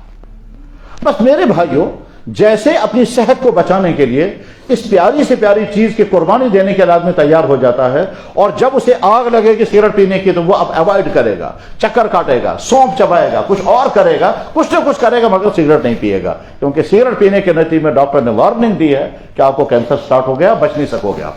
میں نے خود دیکھا, میں دیوبند میں پڑھتا تھا, وہاں ایک صاحب کے بارے میں مجھے معلوم ہوا جو مقتدی تھے مسجد میں, ان کے بارے میں پتا چلا وہ سگریٹ بہت پیتے. تو میں نے ان سے کہا خان صاحب یہ سگریٹ کیوں پی رہے ہیں آپ؟ کہنے لگے یہ ہمارا شوق ہے. میں نے کہا اچھا کتنا شوق ہے؟ کہنے لگے میں نے پورے دیوبند شہر کو چیلنج کر رکھا ہے, کوئی ہمارے مقابلے میں سگریٹ نہیں پی سکتا. تو میں نے کہا یہ کوئی فخر کی چیز ہے؟ کہنے لگا ہاں تمہیں کیا پتا ہے. میں نے کہا اچھا ٹھیک ہے, کتنا پیئیں گے آپ؟ کہنے لگے میں صبح کو 5 بجے سٹارٹ کروں گا, رات کے 12 بجے تک 1 سیکنڈ نہیں روکوں گا اور پیتا رہوں گا. میں نے کہا اچھا پھر؟ کہنے لگا دیوبند شہر میں کوئی مائی کا لال نہیں پیدا ہوا جو ہمارا مقابلہ کر سکے گا. میں نے کہا اچھا ٹھیک ہے, یہ کوئی فخر کی چیز ہے؟ انسان کا حال یہی ہے, جب انسان کسی چیز کو اپنے لیے وقار کا مسئلہ بناتا ہے پھر یہی کرتا ہے. نماز میں وہ صف اول میں ہوا کرتے تھے. ایک دن میں نے ان کے بیٹے سے پوچھا خان صاحب کہاں ہیں؟ کہنے لگا وہ بیمار ہیں, گھر میں ہیں. میں نے کہا کیا ہو گیا؟ کہنے لگا رات کو کچھ ہو گیا تھا. میں پہنچ گیا فجر کی نماز کے بعد. میں نے کہا خان صاحب خیریت ہے, کیا بات ہو گئی؟ کہنے لگا رات کو یہاں کوئی درد ہوا. پھر مجھے ہسپتال لے گئے. ڈاکٹر نے کہا سگریٹ پینے کی وجہ سے پہلا ہارٹ اٹیک ہوا ہے, بچ گیا آج کے بعد اگر تو نے سگریٹ پھر پی دوسرا اٹیک جب آئے گا تو بچے گا نہیں. میں نے کہا خان صاحب اب کیا سوچا؟ کہنے لگا کان پکڑتا ہوا اب کبھی نہیں پیوں گا. کیا مطلب اس کا؟ اندر کی انسانیت جاگ گئی. اب میری صحت کا معاملہ آ گیا, میں وہی شخص ہوں جو کہتا تھا کبھی نہیں چھوڑوں گا, اب اندر کی انسانیت جاگ گئی. میرے بھائی بس ٹھیک اسی طرح سے جب آپ سے کہا جائے گا کہ یہ چیز اللہ اور اللہ کے نبی نے حرام کی ہے, چاہے افیئرس ہوں, چاہے ڈرگس ہوں, چاہے شراب ہو, چاہے فیشن ہو, چاہے فضول خرچی ہو, چاہے گندی چیز کھانے کا ہو, جب آپ سے کہا جائے گا تو آپ اپنے آپ سے کو کنٹرول کریں. اور آپ کا کنٹرول اگر نہیں چل رہا ہے اور آپ کا نفس نہیں مان رہا ہے, اس وقت اپنے آپ سے کہیں کہ اگر تمہیں وہ والا کیس پیش آ جائے جو ابھی مثال میں نے بتایا, تو آپ اس وقت کیا کریں گے؟ آپ کا نفس اس وقت کہے گا کہ ہاں میں اپنے آپ کو بچاؤں گا. بس ٹھیک اسی طرح سے اس میں بھی اپنے آپ کو بچائیں. حضرات, اللہ تعالیٰ شان ہو, کچھ گناہوں کے بارے میں اللہ کا رویہ یہ ہے کہ گناہ بندہ کرتا ہے اللہ اوائڈ کرتے ہیں. کچھ گناہوں کے بارے میں اللہ کا رویہ ہے گناہ کرتے ہیں اللہ اوائڈ کرتے ہیں. لیکن کچھ گناہوں کے متعلق اللہ ایک دم جلال میں آ جاتے ہیں, ایک دم گرم ہو جاتے ہیں. انہی گناہوں میں سے ہے زناکاری. اللہ تعالیٰ فرماتے ہیں میں یہ برداشت نہیں کرتا کہ میری سرزمینوں پر لوگ یہ غلط حرکت کریں گے.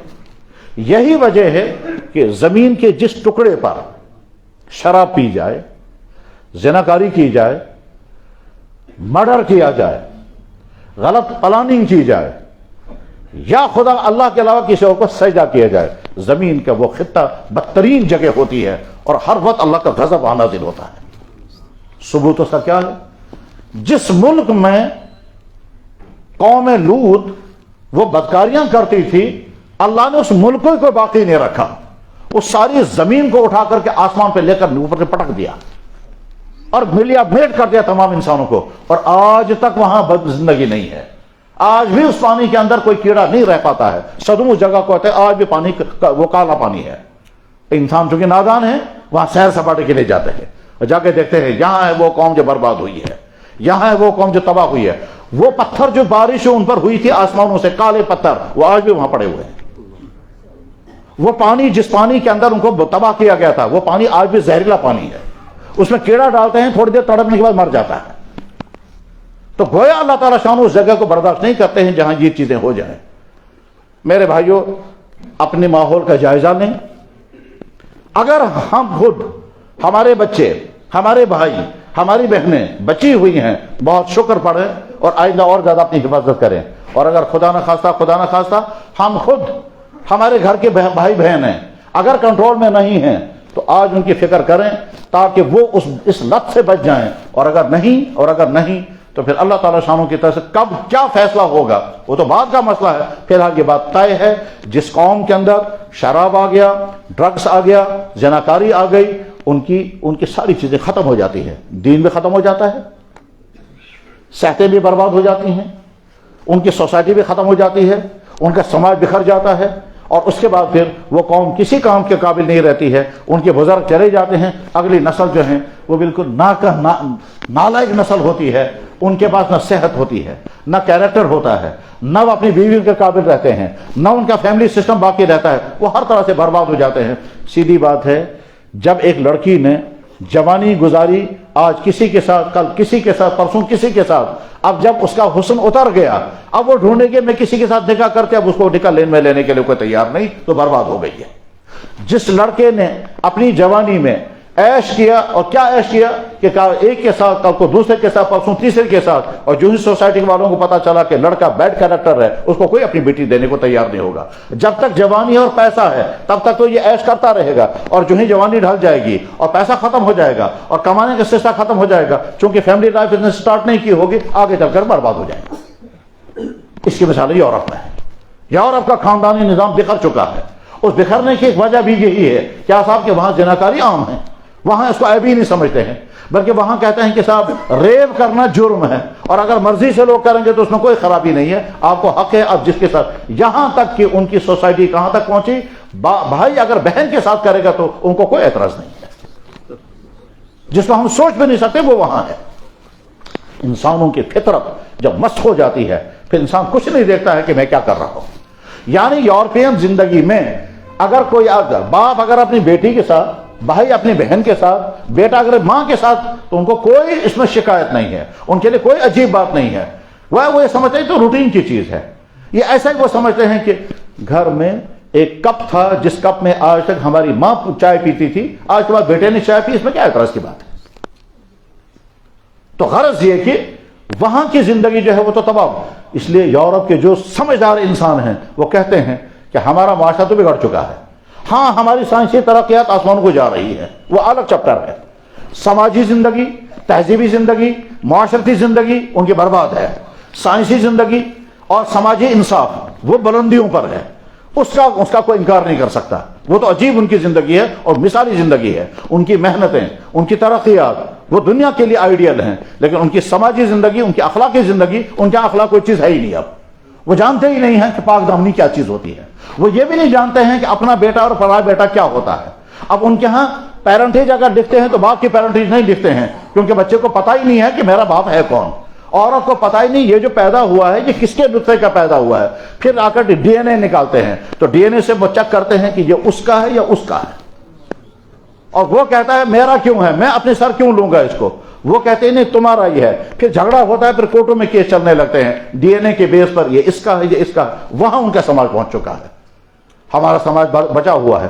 تو اس لیے میرے بھائیوں، جو ہمارا بھائی بچا ہوا ہے اس طرح کی لعنتوں سے، اس کو بہت مبارک ہے. لیکن اگر خدا نہ خواستہ کسی کو اس طرح کی کوئی غلطی ہوئی ہے یا ہو رہی ہے، آپ مایوس نہ ہو، ہرگز مایوس نہ ہو. یہ نہ سوچیں کہ ہم تو برباد ہو چکے ہیں، اللہ ہم سے ناراض ہو چکا ہوگا، یا ہرگز یہ نہ سوچیں کہ یار اس میں تو بڑا مزہ ہے، ہم کیوں چھوڑیں گے اس کو. تو میرے بھائی اچھی طرح سے ذہن میں رکھ لیں کہ جس چیز کا مزہ آپ کو وقتی طور پر آ رہا ہے، یہ وقتی طور پر مزہ ہمیشہ کی بربادی کی اینٹ ہے. آپ آج مزہ اٹھا رہے ہیں، آپ سمجھو بربادی کا طوفان آپ کھڑا کر رہے ہیں، اور آگے لازمت برباد. اور پھر وہ آپ کی تنہا کی بربادی نہیں ہوگی، پورے سماج کی بربادی ہوگی، پوری قوم کی بربادی. یہ تو وہ خرابیاں ہیں جن کا تعلق صرف اسلام سے نہیں ہے، اس کا تعلق ہر مذہب سے ہے. کسی بھی مذہب والوں سے پوچھو، بلاತ್ಕಾರ کرنا صحیح ہے، نامحرم عورتوں کے ساتھ تعلقات جوڑنے صحیح ہے، ہر مذہب یہ کہے گا غلط ہے، ہر مذہب کہے گا شراب جو ہے وہ جرم ہے. اللہ تعالیٰ شانہ قرآن کریم میں فرمائے وَلَا تَقْرَبُوا الزِّنَا، خبردار زناکاری کے نزدیک بچ جاؤ، اِنَّهُ كَانَ فَاحِشًا، یہ برا کام ہے. اللہ تعالیٰ فرماتے ہیں وَذَرُوا الْفَوَاحِشَ مَا ظَهَرَ مِنْهَا وَمَا بَطَنَ، فحش کاری چھوڑ دو، کھل کر کے کر رہے ہو یا چھپ کر رہے ہو. ٹھیک.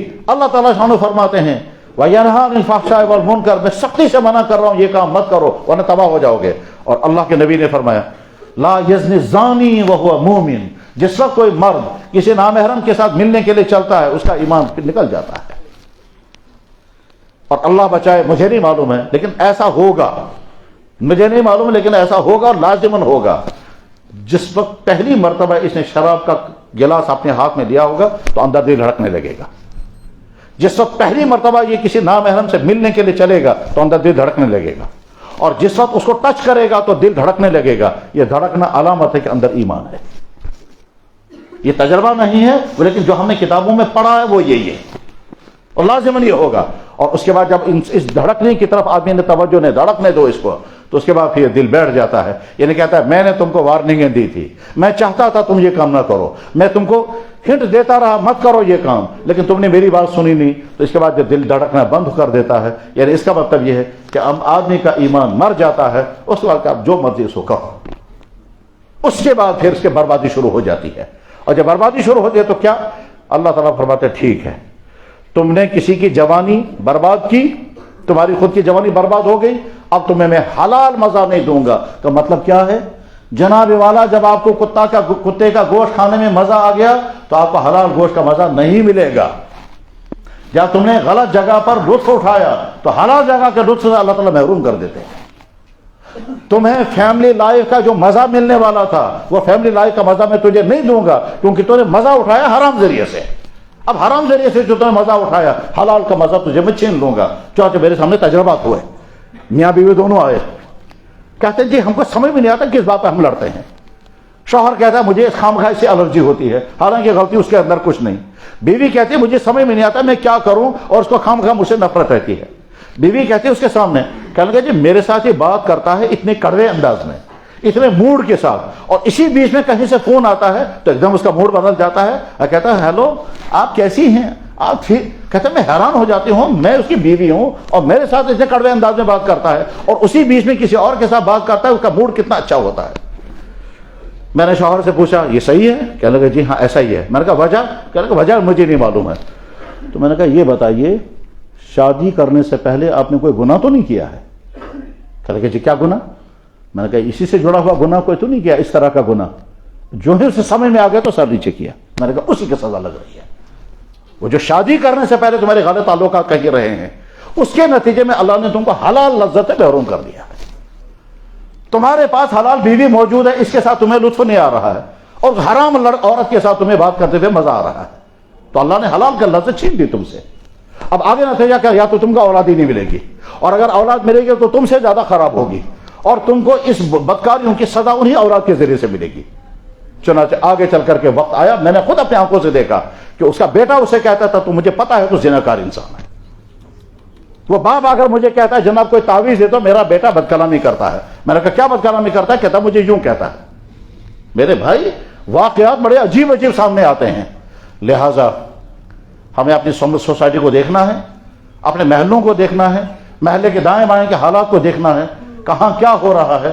اگر قوم کے حساس لوگ فکر مند نہیں ہوں گے, اور اگر ہمارے بیٹے اور بیٹیاں اسی طرح کی بربادیوں میں چلتے رہے, اور اسی طرح سے اگر ان جگہوں پر جہاں یہ سب کچھ ہو رہا ہے, اللہ اکبر, باپ اپنے گھر میں نماز پڑھ رہا ہے اور بیٹی جو ہے وہ اجنبیوں کے ساتھ ڈانس کر رہی ہے, اور بیٹی جو ہے وہ اجنبیوں کے ساتھ عیش اڑا رہی ہے, اور اس کو نالیوں سے اٹھا کر کے لایا جا رہا ہے, اور بیٹی جو ہے وہ ایک دن ایک کمرے میں دوسرے کے دوسرے کمرے میں, اور والدین سوچ رہے ہیں ہماری بیٹیاں جو ہیں وہ ڈگریاں کر رہی ہیں. جب کسی قوم کی بیٹیوں کا یہ عالم بنے گا اس کے بعد پھر حدیثوں میں بڑی خطرناک وارننگیں ہیں, بڑی خطرناک وارننگیں ہیں. جاننے کے باوجود اگر ان خرابیوں کو روکنے کی کوشش نہیں کی گئی تو اس کے بعد وہ تباہی صرف انہی گھروں کے لیے نہیں ہوگی, وہ تباہی پورے سماج کے لیے ہوگی. پھر اللہ تعالیٰ شان اس قوم کو مٹانے کا فیصلہ کرتے ہیں. میں نے تاریخ پڑھی, آپ نے ہو سکتا ہے سنا ہوگا, بر صغیر کی سب سے بڑی جھیل کشمیر میں ہے, اس کو جھیل وولر کہتے ہیں. جس جھیل وولر کا تذکرہ علامہ اقبال نے بھی کیا ہے. خضر سوچتا ہے وولر کے کنارے, وہ وولر وہاں کشمیر کے جھیل ہے جو بر صغیر کی سب سے بڑی جھیل ہے. ہسٹری میں یہی لکھا ہوا ہے. ہمارا سبجیکٹ ویسے وہ نہیں ہے, یہ جغرافیہ کا مسئلہ ہے, لیکن میں نے جو پڑھا ہے وہ یہی ہے کہ بر صغیر کی سب سے بڑی جھیل وولر ہے. اس وولر کے بارے میں ہسٹری میں لکھا ہوا کہ وولر شہر تھا اور بہت ہی خوشحال شہر تھا ہزاروں سال پہلے. اس شہر کا نام تھا سندھ مت نگر. اس شہر کے اندر ساری برائیاں ہو رہی تھی, کھلم کھلا زناکاریاں, کھلم کھلا ظلم, حکمرانوں کا ظلم, مالداروں کا ظلم, یہاں تک بھی ہوتا تھا کہ صاحب جو لڑکی دلہن بنی ہے، دلہن کو پہلے کچھ دنوں کے لیے اس حکمران کے پاس بھیجا جاتا تھا، ذیلدار کے پاس راتیں گزارنی ہوتی تھی، اور وہاں کا جو بڑا تھا اس بڑے کے پاس اس کو پہلے بھیجا جاتا تھا، اس کے بغیر دلہن کو اپنے شوہر کے پاس نہیں جانے دیا جاتا تھا۔ یہ اور اس طرح کے سارے ظلم چلتے رہے، عرصے طویل تک وہ خرابیاں چلتی رہی ہیں۔ اخیر میں اللہ کا فیصلہ آ گیا، زلزلہ شروع ہوا، مکانات گرنے لگے، مکانوں کے نیچے لوگ دبنے لگے، بھاگتے تو بھاگ نہیں پا رہے تھے، یہاں تک کہ زمین ہلتی گئی، پہلے مکانات، پھر زمین پھٹی، نیچے سے پانی نکلا، اور نیچے سے پانی نکلا تو سارا شہر پانی کے اندر ڈوب گیا، اور ایک آدمی بھی نہیں بچ سکا۔ آج وہ جیل ہے۔ اللہ تعالیٰ قرآن کریم میں فرماتے ہیں وَمَا كَانَ رَبُّكَ لِيُهْلِكَ الْقُرَىٰ، آپ کا رب کسی بستی کو برباد نہیں کرتا ویسے ہی، إِلَّا وَأَهْلُهَا الظَّالِمُونَ، جب وہاں کے لوگ بدکاریوں میں ڈوب جاتے ہیں تو میں فیصلہ کرتا ہوں ختم کر دو ان کو۔ اِذَا أَرَدْنَا أَن نُهْلِكَ قَرْيَةً، جب میں فیصلہ کرتا ہوں کسی ملک کو برباد کر دوں گا، أَمَرْنَا مُتْرَفِيهَا، وہاں میں راستہ کھلا چھوڑ دیتا ہوں، حکمران ظلم کرتے ہیں، عورتیں زناکاریاں کرتی ہیں، لڑکے آوارہ ہو جاتے ہیں، لوگوں کا پیسہ لوٹا جاتا ہے، ہر طرح کی خرابیاں عام ہو جاتی ہیں۔ امرنا مترفیہ ففسقوا فیہا، وہ ہر طرح کے فسق و فجور کرتے ہیں۔ اس کے بعد پھر اللہ تعالیٰ فرماتے ہیں آ گیا وقت، سدھار نہیں آ رہا، آ گیا وقت، پھر کہتے ہیں دمرناہا تدمیرا، میں پیس پیس کر کے رکھ دیتا ہوں، نام و نشان مٹا دیتا ہوں۔ دنیا کے بے شمار ملکوں کا یہی ہوا کہ اللہ تعالیٰ شانو جب دیکھتے ہیں، اور یاد رکھیں اس کا تعلق کسی ایک مذہب سے نہیں ہے، اللہ اس کو برداشت نہیں کرتا، کسی بھی مذہب میں اس کی اجازت نہیں، ہر مذہب یہی کہتا ہے۔ مجھے تو کبھی ڈر لگتا ہے کہ جو شہر دریاؤں کے کناروں پر ہیں، اگر دریاؤں کے کناروں پر بدکاریاں ہونے لگیں گی تو اللہ کو طاقت ہے، اسے دریا میں طغیانی آئے گی اور سارے شہر کو ڈبو کے لے جائے گی، جیسا کہ بے شمار جگہوں پر ہوا ہے کہ دریا میں تو اچانک طوفان آئے گا، اور آس پاس کے وہ تمام جگہیں جہاں بدکاریاں ہوا کرتی تھی اور جہاں شراب کی بوتلیں پڑی ہوئی ملتی تھی، جہاں لڑکے اور لڑکے جا کر کے وہاں کیا کیا کرتے تھے، وہ سارا صاف ہو جائے گا، ایک بھی نہیں بچے گا۔ اللہ کو طاقت ہے یہ۔ قرآن کریم میں اللہ تعالیٰ شانہ جب اپنے عذاب کی تفصیل بیان کرتا ہے تو اللہ کہتے ہیں جب میں نے ارادہ کیا پانی کے ذریعے سے پوری قوم کو ختم کر دیا، پھر اس کے بعد ارادہ کیا ہوا کے ذریعے سے پوری قوم کو ختم کر دیا، پھر تیسری قوم آئی انہوں نے برائیاں کی تو میں نے چیخ مار کر کے آواز کے ذریعے سے پوری قوم کو ختم کر دیا، آواز کے ذریعے سے۔ پہلی قوم قوم نوح پانی سے برباد کر دیا، دوسری قوم قوم عاد ہوا سے ان کو برباد کر دیا۔ ہوا چلی ہے 7 دن 8 راتیں، اور اس کے بعد جب ہوا رک گئی ہے تو کوئی انسان کہیں تھا ہی نہیں، لاشیں پڑی ہوئی تھی ایسے جیسے درخت پڑے ہوئے ہوتے ہیں یہاں توی کے کنارے۔ جب توی میں سیلاب آتا ہوگا اور سیلاب جب رک جاتا ہوگا تو آپ دیکھیں گے دائیں بائیں درخت پڑے ہوئے ہوتے ہیں، ٹھیک اسی طرح سے قرآن کریم کہتا ہے کأنہم اعجاز نخل خاویہ، قوم عاد کے لوگ اللہ اکبر اتنے طاقتور تھے کہ بیل کی گردن پکڑ کر یوں موڑ دیتے تھے، گردن کا ڈل کر دیتے تھے، بیل کی گردن، اتنے طاقتور لوگ تھے۔ وہ کہتے بھی تھے من اشد منا قوہ، ہم سے زیادہ طاقتور کون ہے؟ جتنا ہمارا پورا قد ہے، جتنا ہمارا پورا قد ہے اتنی ان کی ٹانگ ہوتی تھی گھٹنے سے لے کر ٹخنے تک، جتنی ہماری لمبی انگلیاں ہیں اتنے بڑے بڑے ان کے دانت ہوتے تھے، کہتے تھے من اشد منا قوہ۔ اور آج کل جب کھدائی ہوتی ہے وہاں تو وہاں سے لاشیں جب نکلتی ہیں تو اتنے لمبے لمبے دانت نکلتے ہیں، اور ان کا چہرہ ہوتا ہے کتنا بڑا، اتنا لمبا چہرہ یہاں سے لے کر جہاں تک، اتنا جتنا یہاں سے لے کر جہاں تک ہے۔ اللہ نے برباد کر دیا، کوئی بھی نہیں بچا۔ اس کے بعد تیسری قوم آئی قوم سمود، اس قوم سمود کے مکانات آج بھی موجود ہیں، وہ سعودیہ میں موجود ہیں۔ اب وہ مکانات وہ سوچتے تھے پانی سے سیلاب آتا ہے یہاں پانی بھی نہیں آ سکتا، ہوا سے سیلاب آئے گا ہمارے مکانوں کے اندر ہوا کیسے گھسے گی، کیونکہ مکان نے ایسے بنائے تھے اندر ہوا جا ہی نہیں سکتی تھی۔ تو اللہ نے نہ پانی بھیجا نہ ہوا بھیجی، بلکہ کیا چیخ آئی۔ وہ اپنے گھروں میں بیٹھے ہیں، اچانک ساؤنڈ بڑھتا گیا، آواز بڑھتی گئی، یہاں تک کہ ان کے دل پھٹ گئے، کانوں کے پردے پھٹ گئے، اور آرے وہیں گر گیا۔ قوم سمود آج بھی وہ مکانات جن کی تو موجود ہیں اور نحوست برستی ہے۔ جناب رسول اللہ صلی اللہ علیہ وسلم وہاں سے گزرے ہیں، تو آپ نے فرمایا قوم سمود کی بستیوں سے گزر رہے ہو، ایسا نہ ہو اس عذاب کے اثرات تم پر آ جائے تو سر نیچے کر کے گزرنا، اس علاقے سے پانی مت لینا۔ اور آگے جب پہنچ گئے تو آپ نے پوچھا بھائی کسی نے پانی تو نہیں لیا اس علاقے سے؟ ایک صاحب نے کہا حضرت پانی کی بہت زیادہ مجبوری تھی، میں نے پانی اٹھا لیا۔ فرمایا خبردار، کیا کیا اس پانی کا؟ کہنے لگا حضرت میں نے آٹا گوندا ہے۔ فرمایا خبردار وہ آٹا نہیں کھانا، اونٹ کو کھلا دو، خود مت کھانا، ایسا نہ ہو اس عذاب کے اثرات تم پر بھی آ جائیں۔ میرے بھائیو بس میں بات ختم کر رہا ہوں. اللہ نے ہم کو پیارا وہ دین عطا فرمایا جس پیارے دین نے ہماری ساری ضروریات پوری کر دی ہیں. اللہ فرماتا ہے اے جوانوں تم جلد نکاح کر لینا تو تم بچ جاؤ گے ان غلطیوں سے. اتنی محبت کے ساتھ اللہ نے فرمایا یا معاشر الشباب, اے جوانوں, من استطاع منکم الباءۃ فعلیہ بالتزوج, جو ہی نکاح کرنے کی صورتحال پیدا ہو جائے, سورس جمع ہو جائے, فوراً نکاح کر لینا.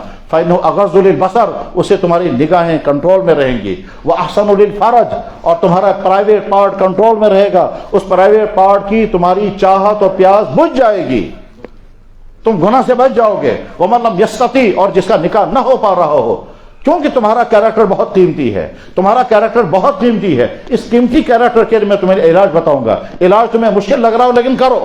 اور وہ علاج کیا ہے؟ جس کا نکاح جلدی نہ ہو پا رہا ہو. تمام جوان سن لے اچھی طرح سے سنو. تمہارے نکاح اگر جلدی نہیں ہو پا رہے ہیں اور تمہیں نکاح کی بڑی ضرورت محسوس ہو رہی ہے اور تمہارے ماں باپ ابھی تو غور کرنے کو تیار نہیں, یا تم ابھی پڑھ رہے ہو اور جب تک یہاں پڑھیں گے نہیں, ڈگریاں مکمل نہیں ہوں گی, اور جب تک تمہیں جاب نہیں ہوگا, اپنے پاؤں پر کھڑے نہیں ہو جاؤ گے, تب تک بہت سارے گھروں میں شادیاں نہیں ہو پاتی ہیں. یا بہت سارے گھروں میں بہنیں, جوان بہنیں, جب تک بہنوں کی شادی نہیں ہوگی تب تک بھائی کی نہیں ہوگی.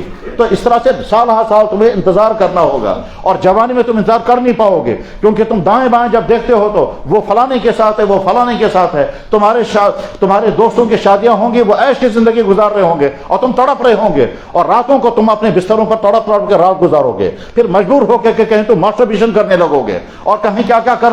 اس ساری صورتحال میں اللہ کے نبی کو تمہارے کیریکٹر کی بہت فکر ہے, اس لیے حضور فرما رہے ہیں تم بہت زیادہ روزے رکھ لینا. جب تم روزے رکھو گے تو تمہاری جوانی برباد ہونے سے بچ جائے گی. تجربہ کر کے دیکھ لیں. وہ نوجوان جن کو شادی کی بہت زیادہ ضرورت ہے اور ہو نہیں پا رہی ہے, ان کے سامنے آپشن دو ہے. یا بدکاری کا راستہ اختیار کریں تو ہو گئے برباد, یا بدکاری کا راستہ ڈھونڈیں گے تو ہو جائیں گے برباد. اور اس سے بچیں گے تو کنٹرول کیسے کریں گے؟ پیاس لگی ہوئی ہے, گرمیاں ہیں تو پیاس لگی ہوئی ہے, اس گرمی کی پیاس میں کیا کریں گے؟ اور تو اللہ کے نبی فرما رہے ہیں میں تمہیں علاج بتاؤں گا, تم مسلسل روزے رکھو, دیکھو تم کنٹرول میں آؤ گے یا نہیں, کر کے دیکھنا. اس کائنات کا سب سے بڑا معالج محمد رسول اللہ, وہ آپ کو علاج بتا رہے ہیں. میرے جاننے والوں میں ایسے نوجوان ہیں, اور یہاں نہیں ہیں, باہر کے ملک میں. میرے جاننے والوں میں لڑکا ہے, لڑکے کا نام ہے خبیر, یہ شکاگو میں اس وقت ہے. شادی ہو نہیں سکتی 5 سال تک, کیونکہ وہاں ڈگری کر رہا ہے وہ, اور 5 سال کو ڈگری کا کمپلیٹ ہو جائے گی تب واپس آئے گا, تب شادی ہوگی. تو خبیب نے مجھ سے پوچھا سب کیا کروں مفتی صاحب؟ میں نے کہا شادی کرو. کہنے کا کر نہیں سکتا. میں نے کہا کیوں نہیں کر سکتے؟ کہنے کا جب تک ڈگری کمپلیٹ نہیں ہوگی تب تک میرے ماں باپ سننے کو بھی تیار نہیں. میں نے کہا تم وہاں شادی کر سکتے ہو, ماں باپ کی اجازت لے لو. کہنے لگا یہاں شادی کروں گا تو رکھوں گا کہاں, اور ابھی میرے پاس انکم بھی اتنی نہیں ہے, مشکل سے میں اتنا کماتا ہوں کہ اپنی پڑھائی کا خرچہ نکال رہا ہوں, اور ڈگری میری بڑی مشکل ٹف قسم کی ہے, اور 5 سال مجھے ریسرچ کرنا ہے تب میں ڈاکٹر میری مکمل ہوگی. تو کیا کروں گا؟ میں نے کہا آخری علاج جو میرا نہیں, کسی مولوی کا نہیں, محمد رسول اللہ کا بیان کیا ہوا علاج, تم کثرت سے روزے رکھ کر کے دکھاؤ, پھر مجھے بتانا. 15 دن کے بعد فون کر کے کہنے لگا مجھے کوئی پریشانی نہیں ہے اس وقت, بالکل کنٹرول میں ہوں, مجھے خیال ہی نہیں آتا ہے. میں نے کہا کیسے؟ کہنے لگا میں سمجھ نہیں سکا. میرے بھائی ایک آدمی کا نام میں جانتا ہوں, مجھے نہیں معلوم وہ زندہ ہے یا مر چکا ہے. اس آدمی کا نام ہے ڈاکٹر فاروق. مجھے نہیں معلوم ہے یہ زندہ ہے یا مر چکا ہے. اس شخص کا نام ہے ڈاکٹر فاروق. اس سے پہلے یہ فاروق نے, یہ کچھ اور تھا, یہ سروپ تھا, یا انوب تھا, اسی طرح کا نام تھا اس کا. اس نے اسلام قبول کیا. اس سے انٹرویو لینے والا انٹرویو لے رہا ہے, سر آپ مسلمان کیوں ہو گئے؟ اس نے کہا رمضان کی وجہ سے. انہوں نے کہا بچہ صاحب رمضان کی وجہ سے کیسے مسلمان ہو گئے؟ کہنے لگا دیکھو میں ڈاکٹر ہوں, میرا کلینک چلتا ہے, میرے پاس مسلمان بھی آتے ہیں, غیر مسلم بھی آتے ہیں. مسلمان پیشنٹ جب آتے تھے تو میں ان سے کہتا تھا یہ دوائی کھاؤ, یہ دوائی کھاؤ. اچانک مسلمانوں نے کہنا شروع کیا جناب ہمارا رمضان آ گیا, ہم روزہ رکھتے ہیں, اور روزے میں ہم دن میں کھا نہیں سکتے. تو میں نے اس سے پوچھا یہ کیا چیز ہے رمضان؟ کہنے لگا سال میں ایک مہینہ آتا ہے, اس میں ہمیں کچھ نہیں کھانا ہوتا ہے. تو ڈاکٹر کہتے ہیں میں نے اس سے پوچھا کچھ نہیں کھاتے ہو؟ انہوں نے کہا کچھ نہیں. کہا پانی بھی نہیں پیتے؟ انہوں نے کہا نہیں پانی بھی نہیں پی سکتے. انہوں نے کہا مر جاؤ گے, پانی نہیں پیو گے 12 گھنٹے تک مر جاؤ گے. انہوں نے کہا جی آج تو کوئی نہیں مرا. کہنے لگا اچھا پانی کے بغیر کیسے رہو گے؟ کہنے لگا رہتے ہیں. کہا ٹھیک ہے. کہتے کیا ہوتا ہے اس سے؟ کہنے لگا اس سے یہ ہوتا ہے کہ اللہ کا حکم پورا ہوتا ہے. کہتا ہے مجھے فکر لگ, میں سمجھوں گا یہ فاسٹنگ کیا چیز ہے, میں سمجھوں گا یہ روزہ رکھنے کا مسئلہ کیا ہے. کہتے ہیں میں نے کتابیں ڈھونڈی اور اس میں جو بکس لائی, اور اس میں میڈیکل کی سائنس کتابیں بھی آئیں، اس میں میڈیکل والوں نے بتایا کہ روزہ رکھنے کے فائدے یہ ہیں. تو میں نے کہا میں بھی رکھ کے دیکھوں گا. ادھر سے ڈاکٹر ہے، وہ جانتا ہے فاسٹنگ اور ڈائٹنگ کے فائدے کیا ہوتے ہیں، لہذا اس نے روزہ رکھا. پہلے پوچھا مسلمانوں سے کہ بھائی کیسے رکھنا ہوتا ہے. انہوں نے کہا کہ رات کے 4 بجے آپ کھانا کھائیں گے، پانی پئیں گے، اور جو ہی 4 بجے کے بعد تھوڑا ٹائم آئے گا تو آپ بند کر دیں گے، اور اس کے بعد پھر تب تک کچھ نہیں کھانا ہے، پانی بھی نہیں پینا ہے جب تک سن سیٹ نہ ہو جائے.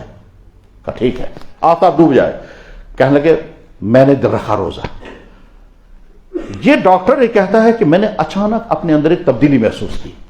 اس سے پوچھا کہ سر کیا تبدیلی؟ کہنے لگے دیکھو میں ایک ڈاکٹر ہوں، میرے پاس ہر قسم کے پیشنٹ آتے ہیں، ادھر سے میں جوان بھی ہوں. تو جب میرے پاس کوئی فیمیل پیشنٹ آتا تھا اور جوان عورت ہوتی تھی تو میرے دل میں برے خیالات ابھرتے تھے.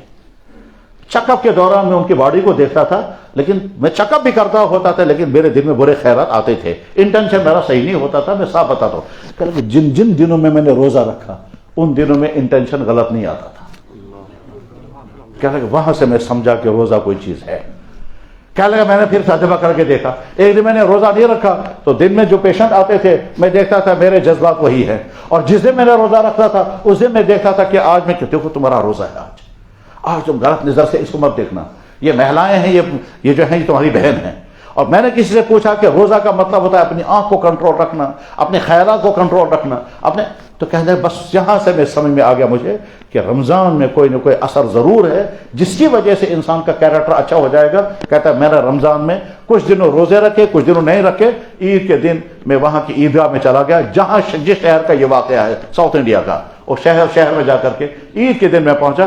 سب کے سامنے میں نے کھڑے ہو کر کے کلمہ پڑھا، آج میں ڈاکٹر فاروق کے نام سے ہوں. پہلے سروق تھا، میں نے اسے دیکھا نہیں، میرے سے جان پہچان نہیں. میں نے انٹرویو پڑھا، انٹرویو کی کتاب میرے پاس موجود ہے. تو میرے بھائی ہمیں جو دین اللہ نے دیا ہے اس دین میں ساری چیزیں ہیں. اللہ کے نبی صلی اللہ علیہ وسلم فرماتے ہیں تم بدکاری مت کرنا، نکاح کرو، 1 کرو، 2 کرو، 3 کرو، 4 کرو، مگر بدکاری مت کرنا. تم ہر چیز پیو مگر شراب مت پینا. شراب پینے سے تمہاری صحت برباد ہوگی، شراب پینے سے تمہارے اخلاق تباہ ہو جائیں گے، شراب پینے سے تمہیں پتہ نہیں چلے گا تمہاری ماں ہے تمہاری بہن ہے، شراب پینے کے بعد تمہارا دین بھی برباد ہوگا. تمام ڈرگز کو اللہ اور اللہ کے نبی نے حرام کیا، وجہ اس کی یہی ہے. لہذا کنکلوڈ کرتے ہوئے عرض کرتا ہوں ہر جگہ کے مسلمانوں کی ذمہ داری ہے کہ اپنی سوسائٹی کو ان گندگیوں سے پاک کرنے کی فکر کریں. تمہارے پڑوسوں میں، تمہارے دائیں بائیں، تمہارے پارکوں میں، تمہاری دریاؤں کے کنارے پر، تمہاری جھاڑیوں کے اندر کیا کیا ہو رہا ہے اس کو دیکھو. اور ہر جوان یہ دیکھے اگر میری جوانی بچی ہوئی ہے تو آئندہ اور حفاظت کرو، اور اگر خدا نخواستہ جوانی میں کوئی داغ لگ گیا ہے مایوس مت ہونا. اللہ تعالیٰ فرماتے ہیں میرے بندے میں معاف کرنے کے لیے تیار ہوں. میں تو اس لیے بیان کر رہا ہوں تیری جوانی بچ جائے، مجھے تھوڑے کوئی دشمنی تجھ سے ہے. میں وہ ساری چیزیں تیرے لیے حرام کر رہا ہوں جس سے تو برباد ہو جائے گا. تیرے فائدے کے لیے میں نے ساری چیزیں، سیم اسی طرح سے جیسے ڈاکٹر کہتا ہے بند کرو یہ چیزیں بند کرو، اس میں ڈاکٹر کا خود کا فائدہ تھوڑا ہی ہے. تو بہرحال میں کنکلوڈ کرتے ہوئے عرض کرتا ہوں جو لوگ بچے ہوئے ہیں ان کو بہت مبارک، اور آئندہ اپنی اور حفاظت کرنا، شیطان پیچھا کر رہا ہوگا. اور جن لوگوں کو غلطیاں ہوئی ہوں گی توبہ کر لیں، اللہ سے معافی مانگ لیں. سیم اسی طرح سے جس طرح سے ڈاکٹر اگر آپ کو کوئی چیز بین کر دے گا اور کہے گا آپ زندگی بھر آپ یہ چیز نہیں کھا سکتے، زندگی بھر آپ یہ چیز نہیں کھا سکتے. مجھے ایک پیشنٹ ملا، میں نے کہا کیا ہوا؟ کہنے کا ڈاکٹر نے کہا آج کے بعد زندگی میں کبھی مرچیں نہیں کھانا. میں نے کہا کیا سوچا؟ کہنے لگا کبھی نہیں کھاؤں گا. جس کا پریشر ہائی ہو جاتا ہے ڈاکٹر کہتا ہے نمک بند کر دو، ساری زندگی نمک بند کرتا ہے. جس آدمی کو ڈائبٹیز کی بیماری ہو گئی ڈاکٹر کہتا ہے ساری زندگی تم شوگر بند کر دو، بند کرتا ہے. غرض یہ کہ جیسے ہم صحت کو بچانے کے لیے ساری زندگی کنٹرول کرتے ہیں، اسی طرح سے اپنے کیریکٹر کو بچانے کے لیے اگر آپ کو قربانی دینی پڑے، کنٹرول کرنا پڑے تو کریں، اور اس کے نتیجے میں آپ کی زندگی. اور جب آپ توبہ کریں گے تو اللہ کو اتنی خوشی ہوتی ہے. فرمایا جناب رسول اکرم صلی اللہ علیہ وسلم نے کہ 100 بوڑھے توبہ کریں گے اللہ کو اتنی خوشی نہیں ہوتی ہے جتنی خوشی اس وقت ہوتی ہے جب ایک جوان توبہ کرتا ہے. جب آپ توبہ کریں گے تو اللہ کو اتنا پیار آئے گا آپ کے ساتھ. آپ دیکھیں توبہ کر کے، اور جب توبہ کریں گے تو رات کے اندھیرے میں آپ دیکھیں یا اللہ کسی کو نہیں معلوم میں پھر توبہ کر رہا ہوں. اچانک آپ کو ایک مزہ آنے لگے گا، حدیث میں موجود ہے. اور اس مزے کے بعد آپ کو اچانک آنکھوں میں سے آنسو گرنے لگیں گے، اور پھر آنسو گرنے لگیں گے آپ کو ایسا لگے جیسے آپ دھل گئے. آپ کو ایسا لگے گا جیسے آپ بالکل صاف ہو گئے، ایسا لگے گا جیسے بہت دنوں تک آپ نے نہایا نہیں تھا اور آپ کا موڈ بالکل خراب تھا، اور بہت اچھی طرح سے جب نہایا تو فریش ہو گئے، اسی طرح سے فریش ہو جائیں گے۔